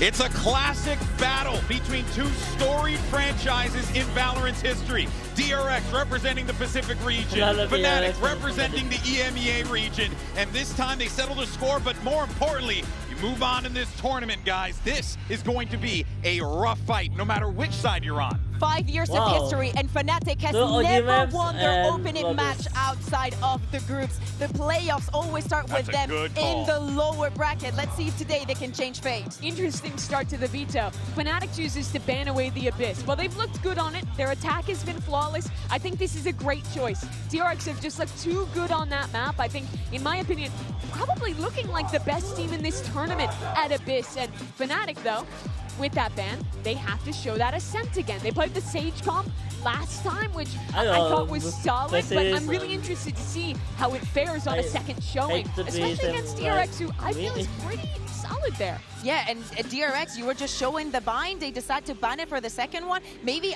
in my head, I was thinking maybe Fnatic want to test out that bind with all the showings that we've had and speaking about adapting to your opponent. But to me, this first map, this Haven. Now, for DRX, they played a couple of times against Team Liquid, and the permaban is Haven. Now, when it's been open, they've wanted to go here. And I know you might be thinking, oh my god, aren't Fnatic good on Haven? Well, you've missed a chapter or 2. They know how to play with some double duelists, but that double duelist works very different to the one that DRX brings to the table. And of course, some Bold calls here on both sides of the field for both Fnatic and DRX in that map veto. And sometimes, right, these series can be won or lost on that map veto alone. So we'll see if that can be a factor here, Mimi. Yeah, I'm just so interested to see how Fnatic is going to fare facing into this Mosquito comp for the first time. They're the first team who's really had time to process it. Other squads, right, DRX goes through their group. Your Team Liquid, you're getting introduced to it for the very first time, then you're rematching into them again. Whereas Fnatic has had an opportunity to prep, and I think there's a couple things, at least that I'm thinking about to do this, either playing a lot more like passive back into set retakes. But I was thinking about that when you said that. Yeah. But wouldn't that just give the Waylay just more access to the site, more opportunity to get in there if they don't waste what they have? I think the Waylay is weakest when you're fighting into her, unless you're still holding on to that hinder. Then it acts like the Neon Stun almost to be able to stall in a post line. So it's kind of that game where you have to threaten that you're playing on site and make them use that double dash, that refract, and burn the util. Because Waylay doesn't have a refresh really, right, other than on that refract. You can only do the Mosquito Dive once in a round. So if you can get that out, the post plans with this comp are pretty bad for DRX unless they're just fighting. Something that we just saw in Corrode in the previous match was Leaf actually playing in the spaces where the Waylay was going to attack the most, and that is something that I would love to see Chronicle do, especially plays with that Viper. No, with the Viper. Okay. Exactly. I think that he has the bigger chance to fight up against him. All right, well, you already see that Waylay locked in as well as the Neon. We're just waiting on the final two there, but yeah, Mosquito comp locked. I thought you were suggesting he locked Chamber, which I think would have been sick. Honestly, that would have also been sick. Fnatic really favored the Viper comp here. I think it's very good for the way they mid-round. They're going to start on defense, so that test comes early into this double dive comp. Normally, Viper comps want a hard anchor on the A site, using that default orb to flood in. I'm wondering if it's the same idea or if you're going to adjust it all into what DRX is brewing here. Again, I do think that DRX has a lot cooked in this map, that they wanted to see a way more than we only saw it that one time during groups. For the side of Fnatic, Crashies, Downs, like, we know it's a joke. Ignore him. Ignore him. But, okay, I'll ignore him and I'll focus on two other players on the left. Kayak, such a surprise for the entirety of the year. Definitely an EMEA, one of the rookies, if not the rookie of the year. The other day, a little bit shaky, but for him, I can make excuses. Yeah, I mean, for a player that I cannot is Alpha. Okay. You want to see more. I mean, he's normally like the guy lifting them through these tournaments. They've had to rely on Kron a lot through the group stage, but I do think if Fnatic is going to be more than just a playoff team, a true contender for a trophy, you need the peak out of Kayak. I think this is a great opportunity to start to prove that. Oh, man.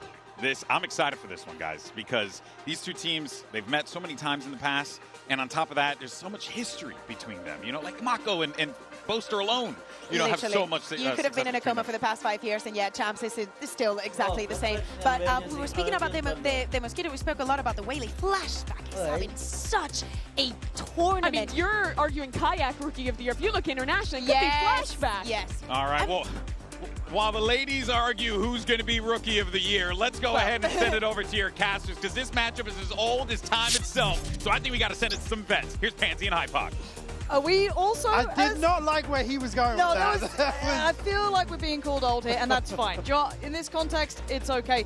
But Mike, okay, on paper, I look at this matchup and I see a 50-50, but then I look closer at the root and I start leaning towards DRX. Where are you sitting on this? I mean, I'm kind of with you. Again, I think Fnatic have come to sort of done what's expected, but we haven't seen that sort of elevation that you'd expect with a team like Fnatic. I absolutely agree with Bayer on the desk. Alpha hasn't been as present as we've seen him obviously regionally this year as well. Kayak, again, cut a little bit of slack in that regard, but I want more. You need to see both of them firing on all pistons. It's a little bit concerning now to go up against DRX, who have looked formidable so far. Yeah, I've enjoyed watching DRX, and I think a respectable game that they had up against NRG. Off to the races we go, and Boaster, the Guardian on B, denying any scale up from DRX, trying to play through the smoke, but he's not letting that happen all too easily. This would need something close to a miracle, and Alpha there will catch it in the end. A little lackluster approach there, Boaster. I mean, half lost on his seat, certainly not in the server. He's barely got dressed, and he's still dropping a beautiful opener here in the pistol. Again, beautiful read from Fnatic to have bodies in the right place, anticipating this. What's I like the fight explosive from start Buster here for Fnatic. DRX maybe just sending out a feeler or two. Yeah, I'm not worried about DRX yet. I think as a start, felt a little bit red by Fnatic. Again, just to build upon that, you see the veto, and you're probably a little bit worried. This has been a map that Fnatic have struggled with. I think, what, 5 different comps, the last 6 or 7 appearances. Now, Kayak is a name that, as you kind of alluded to there, that Bayer was discussing, Kuka on the desk. And I'm certainly with her. Yes, you can give him a little bit more leeway, but if you want to be Rook of the Year, you gotta be able to deliver in the big games, which is going to be something like this. Now, Fnatic under pressure on the site. Crashy's removal means that Kron has to play it forward. This man's been naughty so far. The DRX are firing back into 2v2. HP a bit of a problem, but Kayak, you got to keep your composure here. They're already backpedaling away. Yeah, able to slip away with the spike. Wait, I didn't take the gun. Down to just 30 HP, but Fring's still fairly healthy. Unable to actually pick up a weapon, though, which will become an issue. Compared to Alpha. I was going to say, Alpha fully invested here, so... Forward looking. Well, actually retrieving the weapon. Sorry, sitting on 2,300 behind this. I quite like the positioning. Fring. You have to try and make something happen for yourself here if they sat in more standard. You're not going to get much out of it, but... Nobody's passing through window, though. No, which makes it, I don't want to say done for, but I guess the cam's going to be complementary. Kayak is low. It's just 2 classics. We have to work with. First tap. See that reaction. Cam invested. Owl drone at the same time, but does get a tag. Yeah, confirms that nobody's sticking this, but Kayak... Again, he's almost got a 50-50. He has to commit to one or the other. Still not being stuck here. Might be caught off guard. Fring's position's fantastic. Putting all the attention down long, and Kayak... He's got to give it up. He's giving it up. He's got to walk... Kayak should have just scaled out of here, man. Like, what else are you going to do? He does take one with him, but what a turn from DRX there, Mike. That was brilliant from them. So say, Kayak committing up towards Plat again. Trying the line of sight on the wall. He's 20 HP again. Maybe throw him on the diffuser, not Alpha. Really awkward situation unfolding here. Speaking of, Crashy's combo with Util here. Without the Chronicle. Again, so well done. A little bit of a lack of concentration, it felt, in a moment there, but still.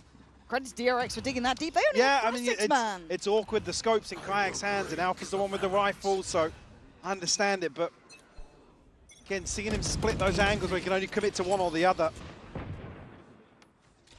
DRX chuffed to pieces with that round 2. Oh, I would be.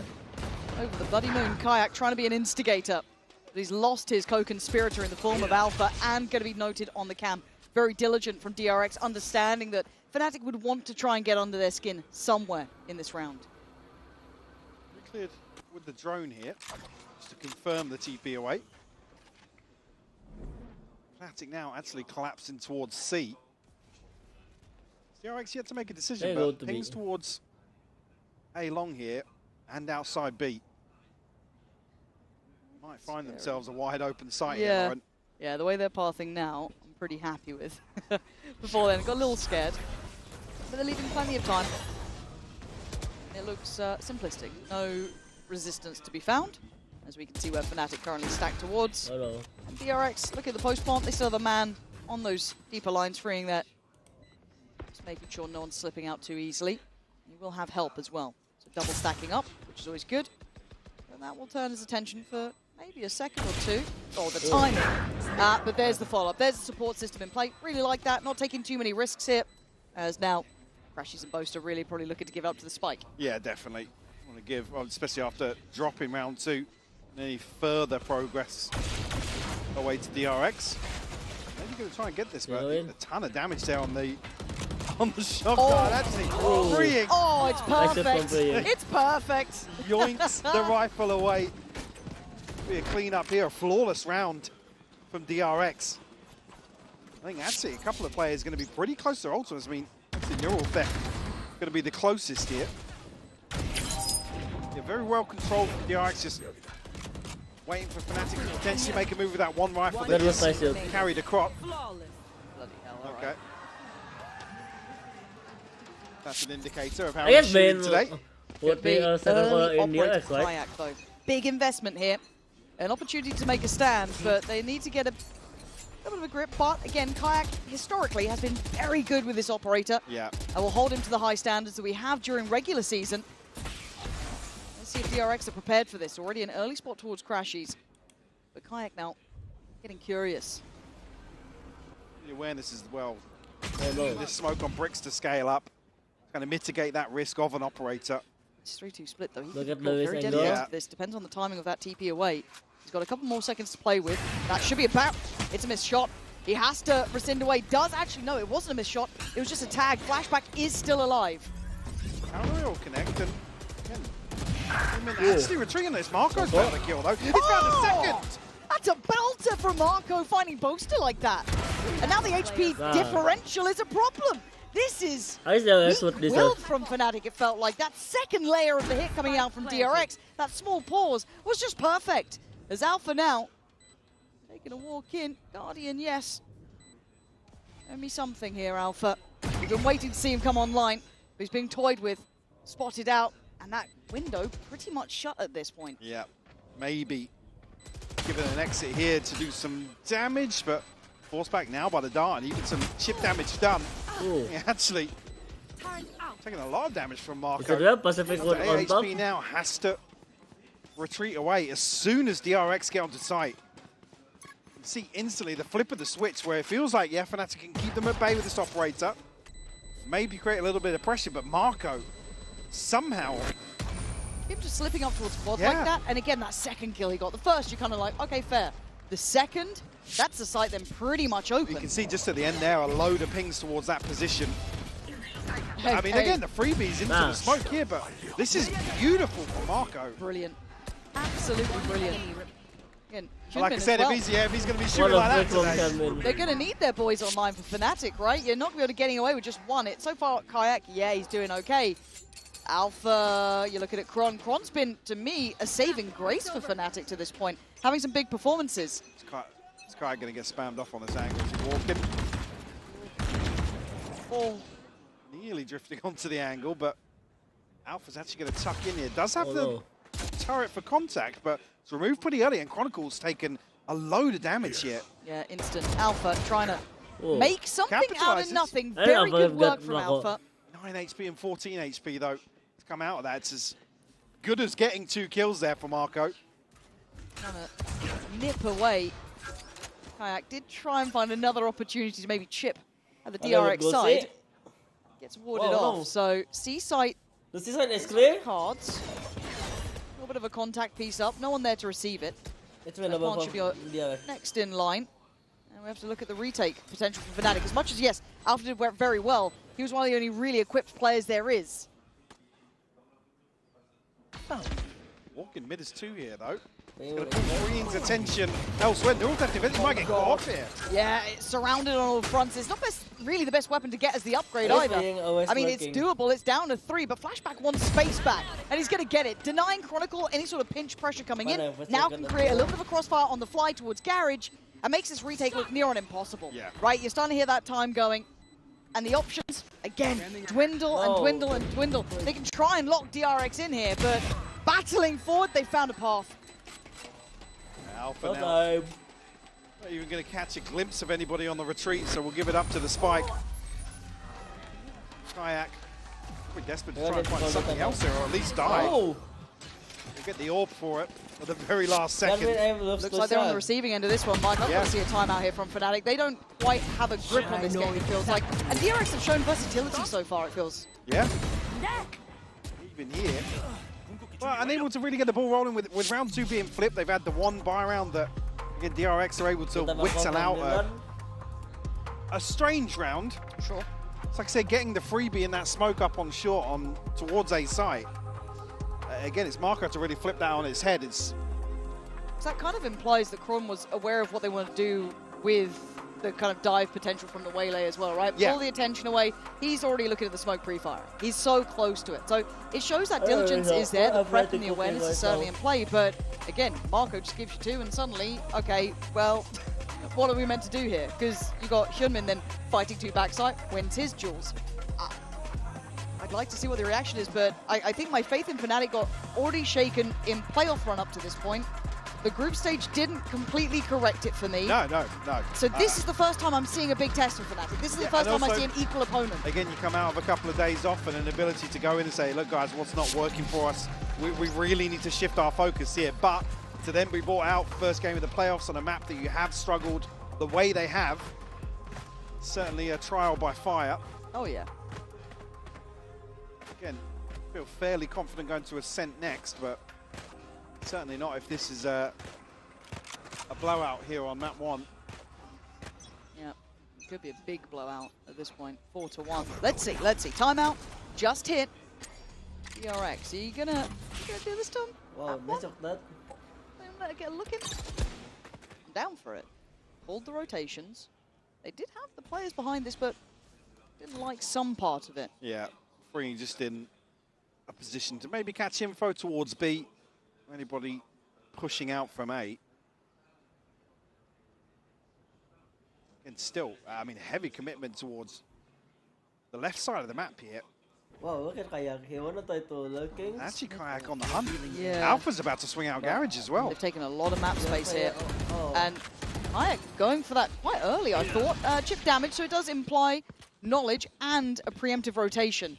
Does DRX then carry on headstrong? So they've lost control of the back behind them. I love this. Question marks across the map, and Fnatic have a dart to actually put that in motion, allow for potentially a spam on the mid walk. Yeah, that's good. That's done. Big info, big ult though, and here comes the burst off the back. Does this work out? It does. Bane already denying Kayak, who had his ult, who was instrumental in this. Sight under control, smoke in place. You're looking at the flank next in line. Slow and steady progress, but Freeing is watching this, seeming very aware of the high chance it's happening. If Kayak's already walked this way, why wouldn't more? Keep your head down. Freeing cannot let up. Check on the cam to draw the attention, potentially trying to bait them in. And a strong! No way are you doing that, Freeing! That's not the first target, man! What the hell is that sort of shot? He fully thought he killed both of them. And he got back for seconds! That was won and lost on that. And show me Freeing again. Show me it all day long. That's unnatural, man. Filthy. Oof. Speaking of filthy, the combo as well is just beautiful to find an opening here with the Hunter's Fury. Where you going? Yeah. Where you going? I mean, it puts you in such a, because you commit forward as 2 and have the other members of Fnatic kind of locked outside already. Again, look at this. There, look. Oh, he just couldn't get out of it as well. Oh. That combo, it works. This. Yeah, he's dead. Oh. That is just gross, man. Oh, we got some aimers. Like, that's kind of bad on the first, because, like, he 100% thought he was dead. Yeah. 100% just hits that flick. All right, fair enough. Breaks some money. Probably breaking the spirits, too, of Fnatic, because, again, that was after a timeout, right? It looked quite good at the start. I liked what, Kayak was trying to do some mid-space there. Right place again, but not the right weapon. Just that sheriff to play with. DRX pause. Again, it feels like they're very in control of the tempo of this game so far. Definitely. Happy to set that. In terms of the finances as well, they know which rounds to slow things down. Again, Fnatic here on a broken buy. Alpha's on a Bucky. Chronicles held onto the rifle, and he's going hunting. He will be rewarded. Looking for something else as well. Yeah. And look, Kron, he's at least online here. And this has been the story of the tournament too. A great pickup and an opportunity to get some weaponry. But it's not like it's unguarded. And it doesn't look like it's an easy route, but they want to try and take it. Spike is still down. DRX were really looking to try and work out their options on this map. Yes, committed towards A long, but not in totality. But this is the curious part. Do they expect it? You've still got a player on long. I don't think they've cleared. And DRX fully diligent on the way back up. There's no free weapons here. There's no free rounds here. And there's no free kills here. Whoa. DRX making sure of that. Poster, he's got a frenzy. I mean, he can't even handle a dart at this point. It's Wonder Kid not looking so wonderful. Plant in, I've got to say it. DRX are in control and firmly. This is a statement too. You talk about a classic match. These two teams throughout history have had some real highs on this map. Yeah, gone blow for blow as well. So to see DRX come out and put this sort of performance on early, and not just Haven, but the series overall. This push plant. Ain't giving him a thing. The way this out potential to play off it's spam perfect, is still Mike. a paranoia to play off. This this is beautiful, beautiful layering on utility. It's frustrating for someone like Alpha who'd love a brawl. They're not going to give you one, man. You had your chance earlier. That's gone. This team is playing very, very high quality Valorant, and I'm so happy to be seeing it. Like I said earlier on, it feels like they are just whittling away at the mental of Fnatic. Yeah, again, it's not often. So we have started to see it more often, but Kayak struggling in situations like that, looking a little bleak in terms of the energy on stage as well for Fnatic. Trailing by 5 now. Boast are the one to pick up an operator. Kayak down to 6 HP.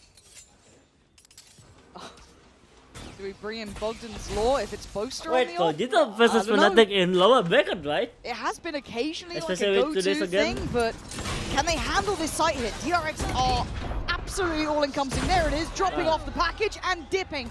Crash is finally getting on the board though, taking away freeing. It's a little bit of stability, at least from that quad side, but this site is not secure. They're going to send in the clone, pop flash to follow, but no pressure yet. Good flashes, but he can't follow up on it. Crashies is just left. Left to die. Yeah. There's no support coming. Look at these shots, man. Humans nuts. They are so locked into this. Go save. I mean, yeah, Go save. Kayak's already on his way to C. Alpha's maybe interested in an exit, but all of this util sent through. Again, the clone, both flashes, and DRX are able to just wait it out and still claim Crashies. He's probably calling out for... anything? Yes, something. Yeah. Please? It looked like Kayak was trying to give him some I think for Fnatic, they need to watching Energy versus DRX spot. Sure. Maybe hold some space. Sure, but all of that util sent towards back at default. Site, yeah, it's not... to deal with the people in hell. Or graffiti, or... Yeah. It'd be nice if someone tried to play him in, potentially, I guess, or play him out of there. Oh, this is... Again, understandably, Fnatic scared of committing players ahead of the plant, but again, if that's the MO, then they've got to stop losing people one by one. Yeah. On the way into site. Again, it's Fnatic to call the second timeout. Right now, just sounding like a waylay, but you're right. Double timeout first half. Yeah, I can't think of many situations where we've ever seen Fnatic call 2 timeouts in the same half. And I said this is the first tester for Fnatic, right? You look at the group stage, some fair opponents, but maybe not in the best form at times. Didn't punish Fnatic for some of the things. Well, yeah, tested, sure, but not to the pedigree I think the DRX different level. Different demonstrated here in Paris. Hands down. And you're seeing it here. Absolutely. This new game plan they have with the Waylay is working well, but it's not just a cheesy look, right? It's not just like a cheese comp. You can see the understanding behind it and how hard it is to deal with, right? That dive to it, the ability to, the second player in to kind of gap close to it. Fnatic's consideration has not worked on this at all. If they came in with a game plan in mind of how to handle this comp, it has failed. Yeah. And like I said, there's been a lot of switches, tweaks to how Fnatic wants to address or, I guess, problem solve their issue with Haven. Again, after dropping the ISO, like I said, I think it's 5 different comps in the last 7 appearances. I might have that wrong, but there's been 1 or 2 switches with basically every time they come out up until Paris, to be honest. I think it's potentially a byproduct here in terms of the comfort that they are lacking. Again, like I said, a couple of people just seem to be doing 2 different things. There's 2 different approaches to how they're expecting the round to pan out. We'll deal with this turret nice and early. Draw smoke, but C-site will be wide open. Good again. Fnatic having to respect it. Oh my god. But what were you expecting to achieve with the Stinger trying to fight back site? It looks like frustration, which is weird because you don't see Fnatic in that position often. Flashback. This is audacious work. They have no idea. Oh, they just keep winning. Even in the trades, Crashy's desperately trying to make the Stinger work. But Alpha, remind us who you are. Have a round. 3 players, and you know how good they are in these post plants. They're going to make you work for every bullet you put to a body. And he's giving it up. no. He's giving this up already. They are, DRX are running rings around Fnatic. They are outclassing them on every single front, be it mechanical, be it strategic, be it mentally, be it prep. They are outdoing Fnatic categorically here. Just in limbo now. You got to hope that that timeout is going to at least amount to a couple more rounds here in the first half. Again, the fact that Flashback and Kayak don't spot each other here is just brutal. Again, that's just Kayak that falls from the wallbang off the back of the ping. Certainly see the frustration starting to show on Boaster's face. And do we start having a conversation about having a quick loss against an arduous one for map 2? Because yeah, I mean it's 1-8. It's always a discussion, I think, here. Yeah, rip the band-aid off. Get it done, but I do worry how that's going to affect them into Ascent. I'm happy to pause it, and we'll pick that up on Ascent, depending on how it looks. Hey, maybe Fnatic can turn things around. They've done it in the past. Different map, different time, different roster. Doing a thing. Well, this currently, right place. I was going to say, this is the round that you'd hope the timeout would address something for them. Kidmin again, trying to set them up here. Flashback. Close enough by. Oh, no connection on this. But a full swing. Flashback removing Kron and that pit. Now we'll reveal the site. Alpha going to tuck into a corner and try and keep his head down, but Kidmin seems aware that there's a chance someone slipped that net. Found that timing. And they're exploring other options, right? You've seen that dark over towards A-Long. Kayak still watching the cross, though. And Kayak killing, freeing is big. That's the first time we're seeing kind of a pick on the extremity, a pick on that first initial side hit. And Alpha, once again, is needed here. Crash is going to try and maybe bait him in a little bit, play him in if they see this. Maybe not. Absolutely not! Yeonmin slicing through them like a hot knife through butter. Where is the resistance? Yeonmin is insane. Fnatic? I'm legit. That's the first time we've seen them look even vaguely into a round. Oh, okay. Kayak, gonna pop the ult. I guess I'll do it myself. Spots out one backside. Paranoia. Should be sent through. Double flash just to make sure, potentially, but he's still standing here. Handled. Marco down. Bane down the last one here. A shock dart and a reveal. Smoke on Spike. Holding this. Good timing. Oh my god. Has he no way. Has he got Booster with it? He's got the reveal, certainly. Lovely shock dart. He's got a combo. Oh my god. Okay, he's back to the gun, but he's playing the timer. He's playing it like an no. absolute champ. It's sensational from DRX. A Red Bull clutch.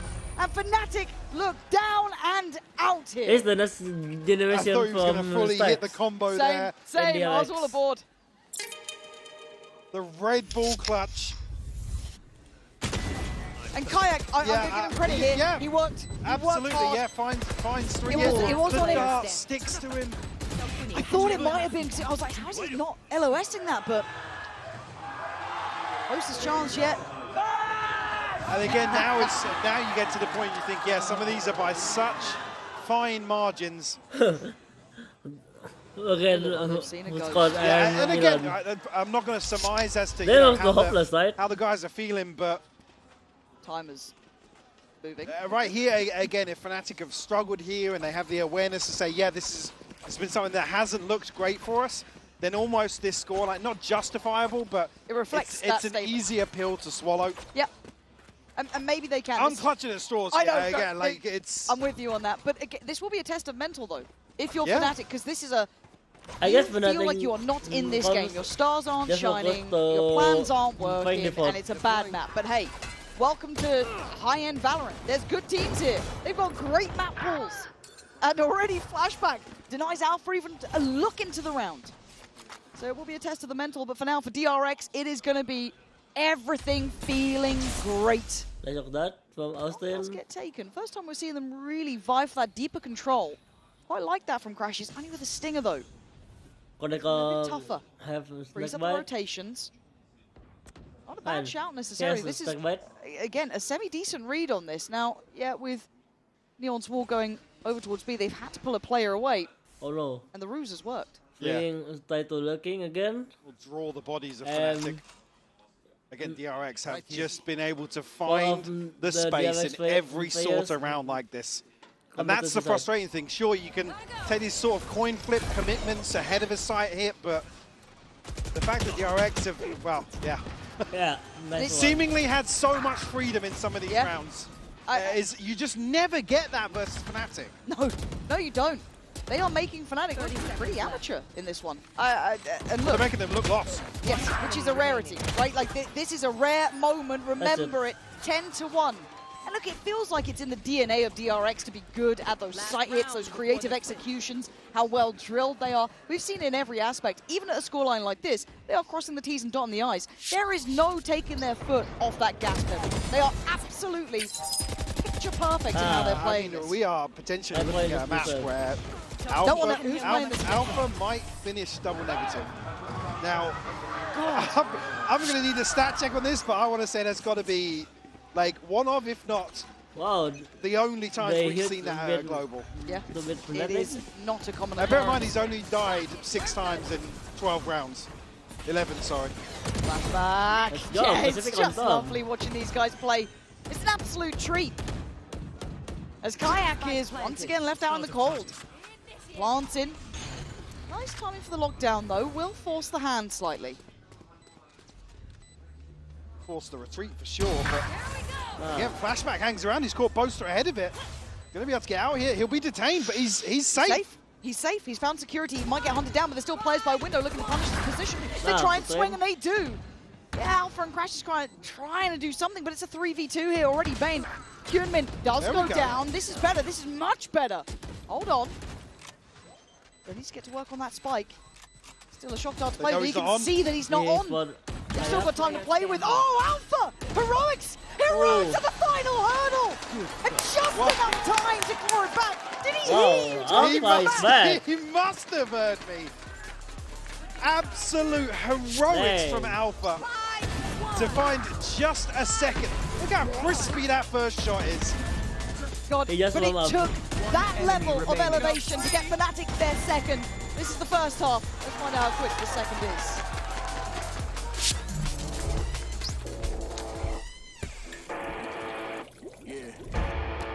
Let's go.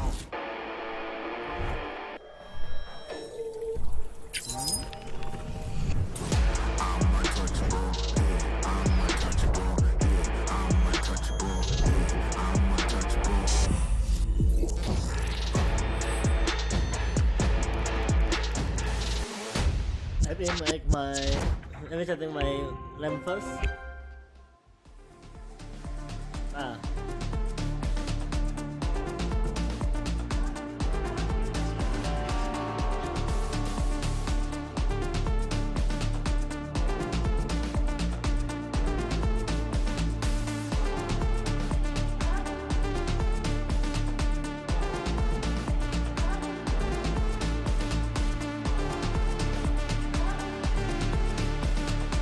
I guess 13-5, DRX win.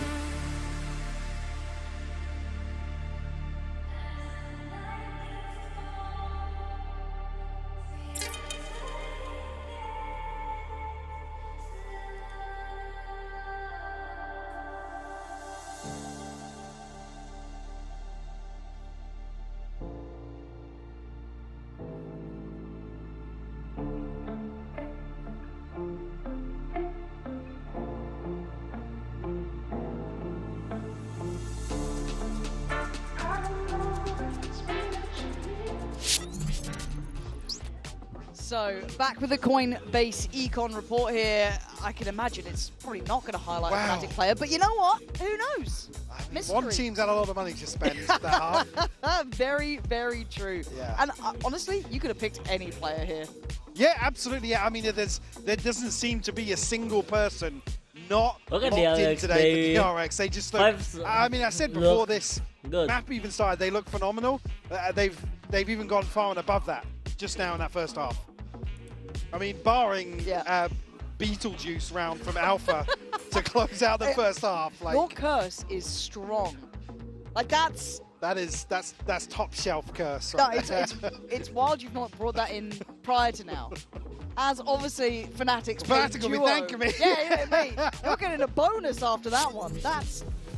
But 2 rounds is all they got. Yeah. And one of those Was at the very start and one at the very end. At least very symmetrical. Yeah, absolutely. That's nice of them. Yeah, keep that in mind. Yeah. Do you think they need a pistol round? I think they, yeah. Yeah. I think they bloody do.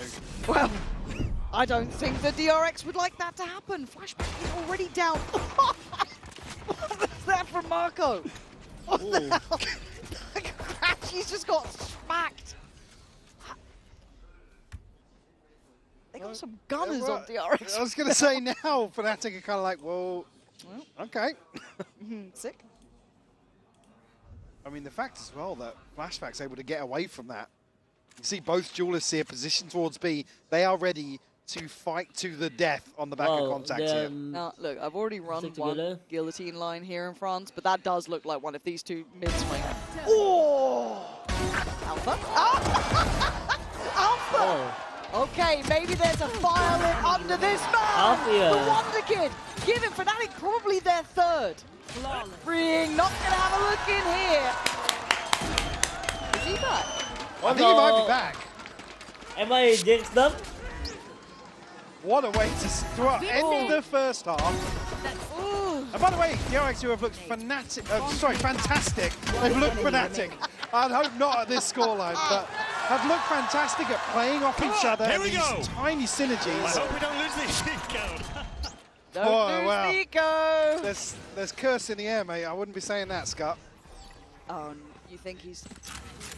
All I'm saying. Michael. All I'm saying. Michael, don't say that. It didn't happen in the first, right? So it'd be fine. It's just classics. Just classics. Which we know EMEA have been fantastic at dealing with this year. Oh, some of the best, I'd say. I know I'm meant to be casting the rounds, but I'm just nervous now. I'm waiting for it to go wrong. Yeah. It's like Final Destination. Like what truck with a load of logs in the back is... Oh, God, is this it? Is this a truck? No, it's fine. Crashies. I mean, if Fnatic can slow down the game and win out rounds like this to kick off the second half, there's always a chance. Are you saying Fnatic are playing slow? Running the clock. A little late. Which, to be honest, I mean, here in Paris, they've looked a little more eager. If they revert back to some of the more anxiety instilling rounds. Okay, there we go. Closer down to 21, but still 5 standing here. It was slightly like a horror game where you're just like clearing corners and there's just a player waiting with a classic bounding at you, but plants in. 30 seconds left. And yeah, I do agree with the kind of pace conversation around Fnatic, but it does feel like they're just occasionally gear shifting up. Like it just feels like they have a little bit more versatility in it. At this point, minimal threat to the round. My curse isn't very strong. So it should be somewhat already an expected outcome here. Alpha going to go forwards and hunt a little more. Michael's going to fall. What have I done? Means found one. I mean, yeah, there's just no way. No. There's no way. No way. You don't want to see, I was going to say, Kayak falling would be a bit of a disaster. How much time is on that spike? Not too much, right? We're all good. We're all good. Crashies and Kayak make away with rifles. Yes. 3 standing, so again, we'll at least soften the blow in terms of this purchase. But again, yeah, well, yeah, losing a Guardian in the fray. With the first one on again, some situations where you don't often see Fnatic get caught off guard. Let's go. Okay, well look, there's very few teams who've pulled off this degree of turnaround. Fnatic is one of them. Do I see it here?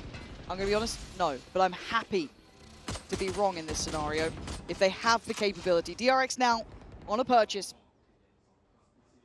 As Fnatic coming in with a very well-rounded buy, barring Ron, only on the Ghost. Yeah.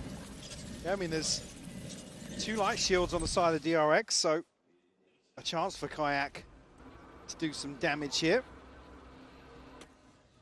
They're not going to spot anything. I think Alpha probably was close enough to hear that trip as well.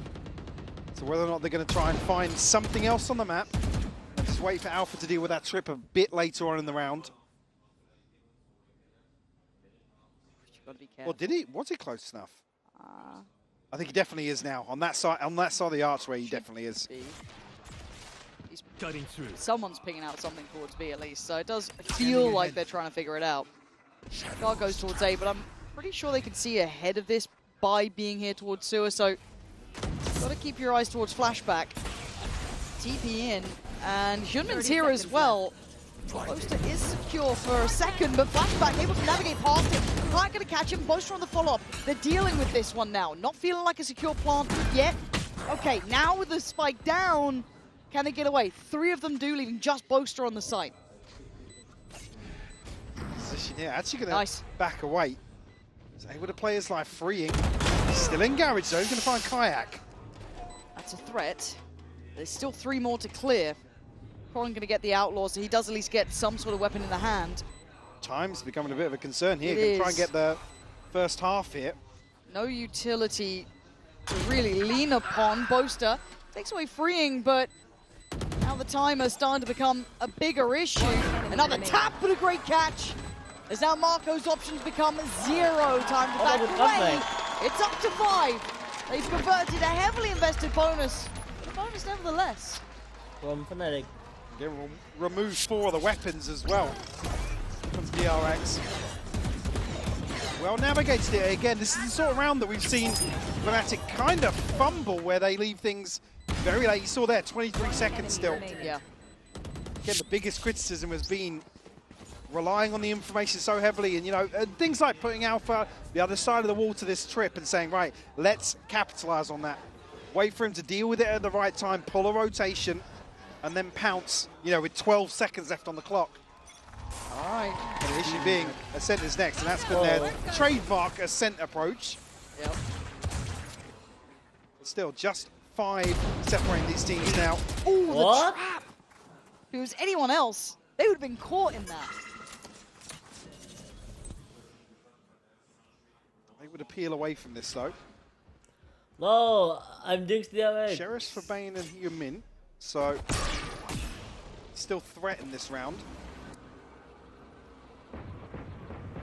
Fnatic now starting to demonstrate their ability to troubleshoot. But it's very cautious.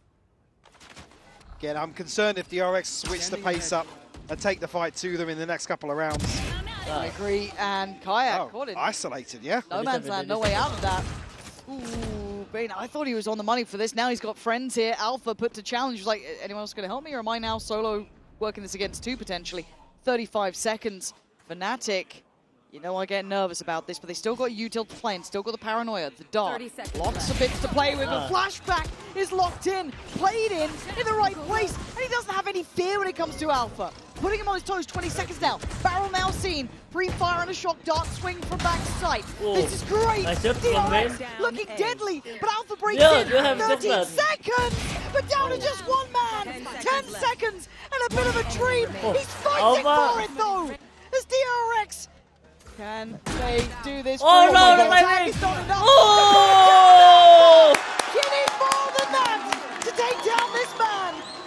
Paris final boss! Oh my god! How many times? Paris final boss! It's just insane. Because DRX did everything right. They absolutely did, but at the end of the day, it's still Alpha on the other side of this equation. Fnatic have 6 rounds. 3 of them have been on the back of Alpha's heroics. A savior for the side. As DRX being held on 10 for a little too long. Pump the brakes. It was Fnatic who burned both their timeouts in that first half, so actually a valuable time for them to check in here. But as it stands, they've got the right approach, be it, hey, bank on Alpha, I guess. But still, up until this point, they've been doing everything right. Oh, so DRX, do you think they're going to get a shift? They've got options. I mean, a pace change would make sense at this point, but it's got to be concerning to have dropped the last 4 and to have somebody on the field like Alpha doing what he's doing. What was again, it? DRX are making fantastic decisions. Yes, and it's just that final hurdle, right? It's just that final step. Alpha was sat at 3 and 6, I think, in round 11 of the first half. Alright, 15 to 8. 15 to 8. Quite a turnaround. Yep. There's very few times you can really chalk it up to a singular person's performance. Here, you kind of can. Right, again, somebody who has been pivotal to this organization's success over, the last few years in general, to still be able to deliver like this. Is that enough to spur the rest of them on? Get them back in it. You can see after that round as well. The celebration was, come on boys, everyone. It's in my head. Obviously, logically, you doubt it. Then you keep seeing it. And then you see the scoreline go from 2 to 10 to 6 to 10. And part of you has to believe in it. But DRX have been so close every time, so right, so often. Alright, I'll prepare the lineup. That's the reminder. I'm so curious. Who he is and what he can do. Switch up for Fnatic though, here much quicker. That's a lovely paranoia. That's a lovely paranoia. Kron caught a little asleep at that. Very rare you see him eyes off the prize, and respect given here. Not going to try and stick around too long. DRX will evacuate the site. Going to be here to pressure the plant pretty quickly though. Both just got to be careful because this heaven smoke's about to drop.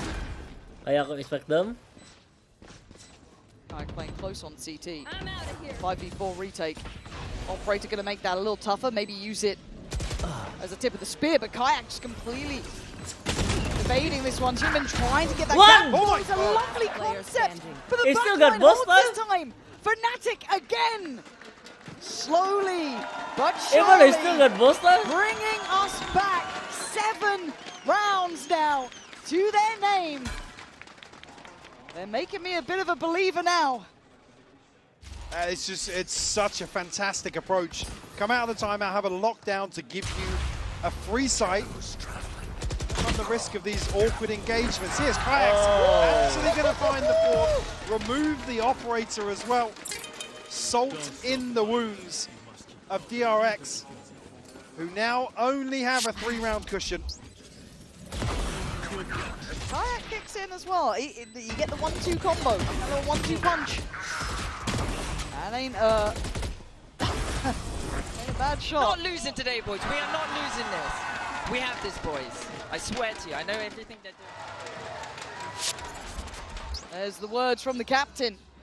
We know everything they're doing. We're not losing this. Turn out. And he's putting in a shift if he pulls this one back. I know people will always have their thoughts about Boaster and his performance, but as a leader of this team, can't really doubt it. Especially considering the first half they were just getting dominated in the mid-round. It wasn't even close. I have done this map on our be able to completely flip the script here. If I can continue it. Careful for Alpha though. Bucky on the other side of the doors. Because today is Friday with a in lesser my country. purchase. Don't miss me too much. Fnatic will spread this default to try and deal with it. Ooh. Alpha. Especially Pacific time zone. How dare you mess with my turret. And now Bucky is noted. They still want to clear through this way. Lovely paranoia forces him off. And now there's a corner. Spotted before the cage went up, but 35 seconds. Come on now, Fnatic. I know we get a little late on the time, but this is fine now. Still good to scale in. Goodman is here, freeing is here. Alpha, round by round and step by step. They're doing it right. Another gap closed as Fnatic now knocking on the door. 8 rounds. Whoa, Fnatic, wake up. Said we need to see Alpha activate today. Kayak as well. Both now seem to be able to get themselves online here on Haven. Just 2 left to find and a flawless in round 18. To add to that snowball. Again, that timeline is just wild to look at. DRX is a big round. Lovely purchase. A lot of ults as well. Yeah. This, if Fnatic can cross this hurdle, this is one of those snowball rounds, right? This is the one that you pay attention to. One away from Hyunmin's ult as well. early info. Quan looking to try and secure this, but Human digs deeper, finds him, traded, Kayak on the kill. Control over A long. It's being scrambled for, but I think Fnatic have it for now. Decent trade. First time we see DRX really put something in motion to take the fight forwards. Cover going out. And not as invested as maybe we hoped. What's Buster doing how these with rounds have panned out, but Fnatic only really lose the use of this wall.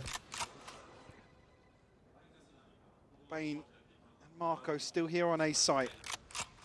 Now, say just with those trips still in play, not over-rotating yet, and actually, if anything, that could cause them a couple of issues here. Kayak clearing the path all the way through and going up towards heaven. He's going to keep these two players busy from A. Be the thorn in the side, the dagger in the back, but brilliant! Takes away both of the plants in. It was traded. DRX quick to this now. Still have ults. Speaking of ults, Crashes has his. It's a secure, it's a safety net. And look who's going hunting. Alpha popping up towards window. Bane's going to find Crashes, but Alpha is here again. Attention drawn. The executioner himself, the killer himself. The man of the moment falls. It's a 1v1. Kayak up against Marco. But the time is on Fnatic's side. A tap of the spike and Kayak looking to make sure Marco calm under pressure. Denying Fnatic and pushing up to 11. Finally, they win this round. Kayak's able to create so much chaos in the backlines, but takes the TP away. The issue being they're still able to punish the plant. That's about the only redeeming factor because it draws out the Hunter's Fury so early on in this post plant because Fnatic don't have something else. The two first options, the two plan A's here were Boaster and Kayak. Frustration on Alpha there. He's putting a lot of pressure on his shoulders. I mean, he could have had more potentially, but it's fine. You can't be expected to do that every round. But 8 to 11, this will be heartbreak. It gets taken away from them now, but for DRX, it's a breath of fresh air. The game that felt so secure was getting shaky. The crazy thing is, it only took one ultimate out from DRX, and now they have everything else available. He's still not perfect though, Mike. We've got light shield. No, gaps, gaps for sure. Slow, and we take together. Beforehand, still present, shown over towards 8, keeping 3 players present. Alpha taking a walk. Flashback called in. Operator waiting, posted. 3 players around that corner. It's Alpha to take away the support. Flashback is very alone here. They are coming from left, right, and center. He is in trouble. I don't know if he gets out. He doesn't. Fnatic's timing was perfect. Crunching towards the site, catching him just unawares. The plant's now in. These 3 probably want to hit that save. Yeah, definitely. At this point, not going to be able to retrieve the operator. I mean, this is just... It's so crazy. The fact that Chronicle's still jump peeking just in case. Like you said, the timing is absolute perfection from Fnatic. Get themselves into a position now. Again, Flashback 1400 freeing. So on 200 behind this, so going to struggle as well because Flashback actually popped his ult here. Yes, he did. Something to use in a lesser purchase to follow this. Because the other 3 aren't as instrumental. Yes, Shunmin's, I guess you could work with. You can make something out of it, but the others aren't like an instigator. Yeah, you either want to be comboing it as you saw DRX in the first half, or at least having rifles to complement it. Wow. Okay, bit of a standoff at the end there. 9 to 11 now. Scoreline closer and closer. Ooh. There it was, that shot. Oh.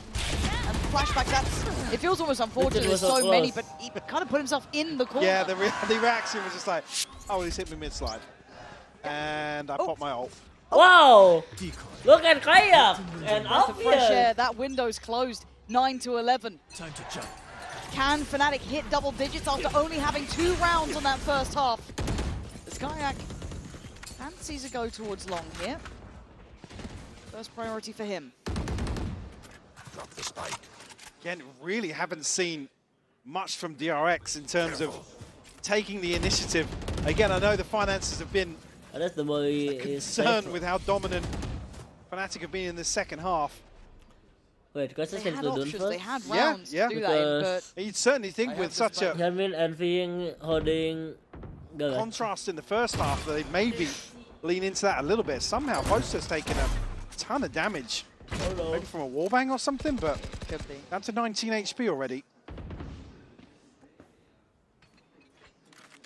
I think Fnatic were almost anticipating DRX making a move. It feels like a logical option, doesn't it? But control displayed from Kayak and desperation from Marco. Luckily enough, Bane's there to be able to pick up the rifle. Dart towards long reveals nothing else. Oh, this is it's good. Come on. Misdirection from Boaster. He's on 19 HP. If that's what he can do for the round, perfect. 30 seconds left. Now trying to clear through. Fake towards B as well. All of this, I mean, the ultimate. This is really well done. Fnatic in the minds of DRX, but the rifle still stand until then. Starting to fall now, one by one. Hyunmin goes down. It's 13 seconds, plenty of time for the plant. And they are up to double digits. It was 2 at the half. I can't stress it enough. What a way to bounce back. Sometimes I mean, in true Fnatic fashion. Yeah, I'm absolutely stunned, man. Because it was not a nice first half. No. It was not. I think anyone with a pair of eyes will tell you it was rough watching. I mean, I was fighting every single atom in my body. Say, well, you can never count them out. Remember, you can never count them. But that first half, I was like, Alpha wasn't there the first half. He's on 21 to 11. 21 kills, by the way. Oh, Bane's going to get caught here. Yeah, there's no escaping that, man. This is something different. A casual glance from Crashies. Got a dirty side eye. Yeah. Bombastic. You could say. This is... It's all right. You're allowed a couple now. 10 to 11. He's 21 and 11. What was it, 3 to 6? Yeah. Cool, reasonable things. DRX, the disaster starts in this round, truly. You could forgive all the rounds up until this point, until they tie up all even. And you're the team who let them get back into a game like this after one of the most commanding first halves we've ever seen. On your choice of map as well. I mean, I'm getting a little more critical now of DRX, but look at the buy. If you're losing rounds like this and you're forcing people to save, just wait out another round. You've got such a buffer. We're in a situation now, round 22, and we've got 2 people on a Guardian. In what feels like a must-win for them. Pressure's starting to mount for themselves. I think they're feeling it too, just desperation clutching at this. And keep an eye on where the spike is and where we're seeing this contact potentially be made. Alpha could have a little jump spot on this. Might just cross over with that wall up. Yeah, 3 going to get tucked into sewers here. Flashback again could be caught pinched in a horrible predicament. Or he gets freedom on long, or he drops the play with the spike. It's... Oh, that's rough too. He's got a corner. He had a corner. 30 seconds left. This is going to expire before... Oh, Spike down. I mean, a 1-for-1 trade, they'll take that. They're Fnatic. That site on a platter now. Plant with the pick going up. Bane's fancying a goal. Did you forget who you're playing? Fnatic, are we watching that? Crashies is on the most disgusting lurk, by the way. Oh, that's filthy. That's filthy. Crashies. What? Crashies. He's not even letting them get to next round. He's sending them there himself. Oh, it's just foul business. Kayak closing it out. We are tied up 11-11. And I think rather than making wishes, DRX are praying for miracles right now. This is an unprecedented scoreline. I can't believe what we're seeing. I mean, they're broke as well. Like, I just... Again, we always talk about snowball rounds, and you know, you're that far ahead, and you wait for the stars to align. But Fnatic again capitalize on a must-win for them to almost what feels like seal the deal on this comeback and map win. They have locked down into a pit where you don't get a chance to fight for the site. Stunned, simply stunned. And the buy, Mike, you were saying it. They've been desperate in these rounds. Guardians, odds and ends, and scrambling together what they could. And got Stingers, Sheriffs. Marshall thrown into the mix. And no big ults to bank on. Well, again, you look to the next. Not going to be there for a flashback. Potentially Bane, but certainly not Hyun Min. The fact that we're maybe looking at Kayak and Crashies having theirs for round 24. The thing in my mind is that the first time really Fnatic going to take a potential lead here is going into the 24th round. That's the time in which it took. Not there yet, but we're damn close. Plant in. And already Kayak's going to claim one. Maybe just a shot through smoke. Spamming it, why wouldn't you? Still got support on site. And no one's giving you anything. No. Fnatic are begging DRX to challenge these early angles, to take these fights. Okay, flashback is going to do well to find Boast to remove him, but there's a long and arduous task yet of trying to break the back line. And Fnatic will not step down from this. Flashback desperately trying, but that 12, it's going to be locked in. Crashies ensuring it. Kayak putting life on the line for it. And you can hear it now. The tire of the spike, the kill from Crashies. Fnatic in the 12th hour, taking the lead. About the only saving grace here is Fnatic throw the Hunter's Fury in. Thank God for that. It doesn't give them an opportunity to rely on a slow post plant to whittle away another round the way they have this first map in general. Let's go. Fnatic can do momentum. It's winnable for them. I guess both teams need what? A 10-2 half? Mike. It's like we played two different maps. With potentially two different teams? Yeah. Because we've cast a lot of this sort of quality Valorant, right? High-level Valorant. We've done a few of these. These teams have played a few of these. Yeah, well, I ain't it's seen like this. DRX came out at half-time and woke up in 2023 and we're just like, oh, well, we're gonna play like 2 years ago. Different roster altogether, but again, it's just completely playing them themselves out of some of these rounds has been baffling to watch. Like, genuinely baffling. That's not to detract away from what Fnatic have achieved here on Haven, but finally we're in a position where everybody's got the gun they should have. It took a few rounds to get there. There's still gaps. I mean, Bane's on a light shield. Are they going for a C first? Pacing? No. Fnatic? Kayak's got ult. Turn up the tempo for the final round? Who knows? Wow. One of the best maps to send a double duelist comp forwards on the defense. The DRX have been terrified to do so. It was a really a wide open side. Spots out one backside. He's confident, right? And why wouldn't you be after this string of rounds you've had? Willing to posture up, one going to come in. Nothing to deny from the other side. DRX do have flashback with his ult. They will have util for this retake. Alpha disconnected from the rest, playing deeper by garage door. I guess the overtime. Maybe waiting for that late mid presence. Hit that lurk, but needs to depend on his boys to hold this site down if they want to close in regulation. DRX, it's got to be now or it's going to be never on this map. Time to go. Jimin going to try and lead the pack forward. Anyone there to trade in? No! Fnatic putting up the brick. Whoa!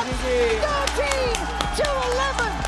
An unthinkable round by round turnaround. You do not see that every day. Support my stream. I'll see you guys.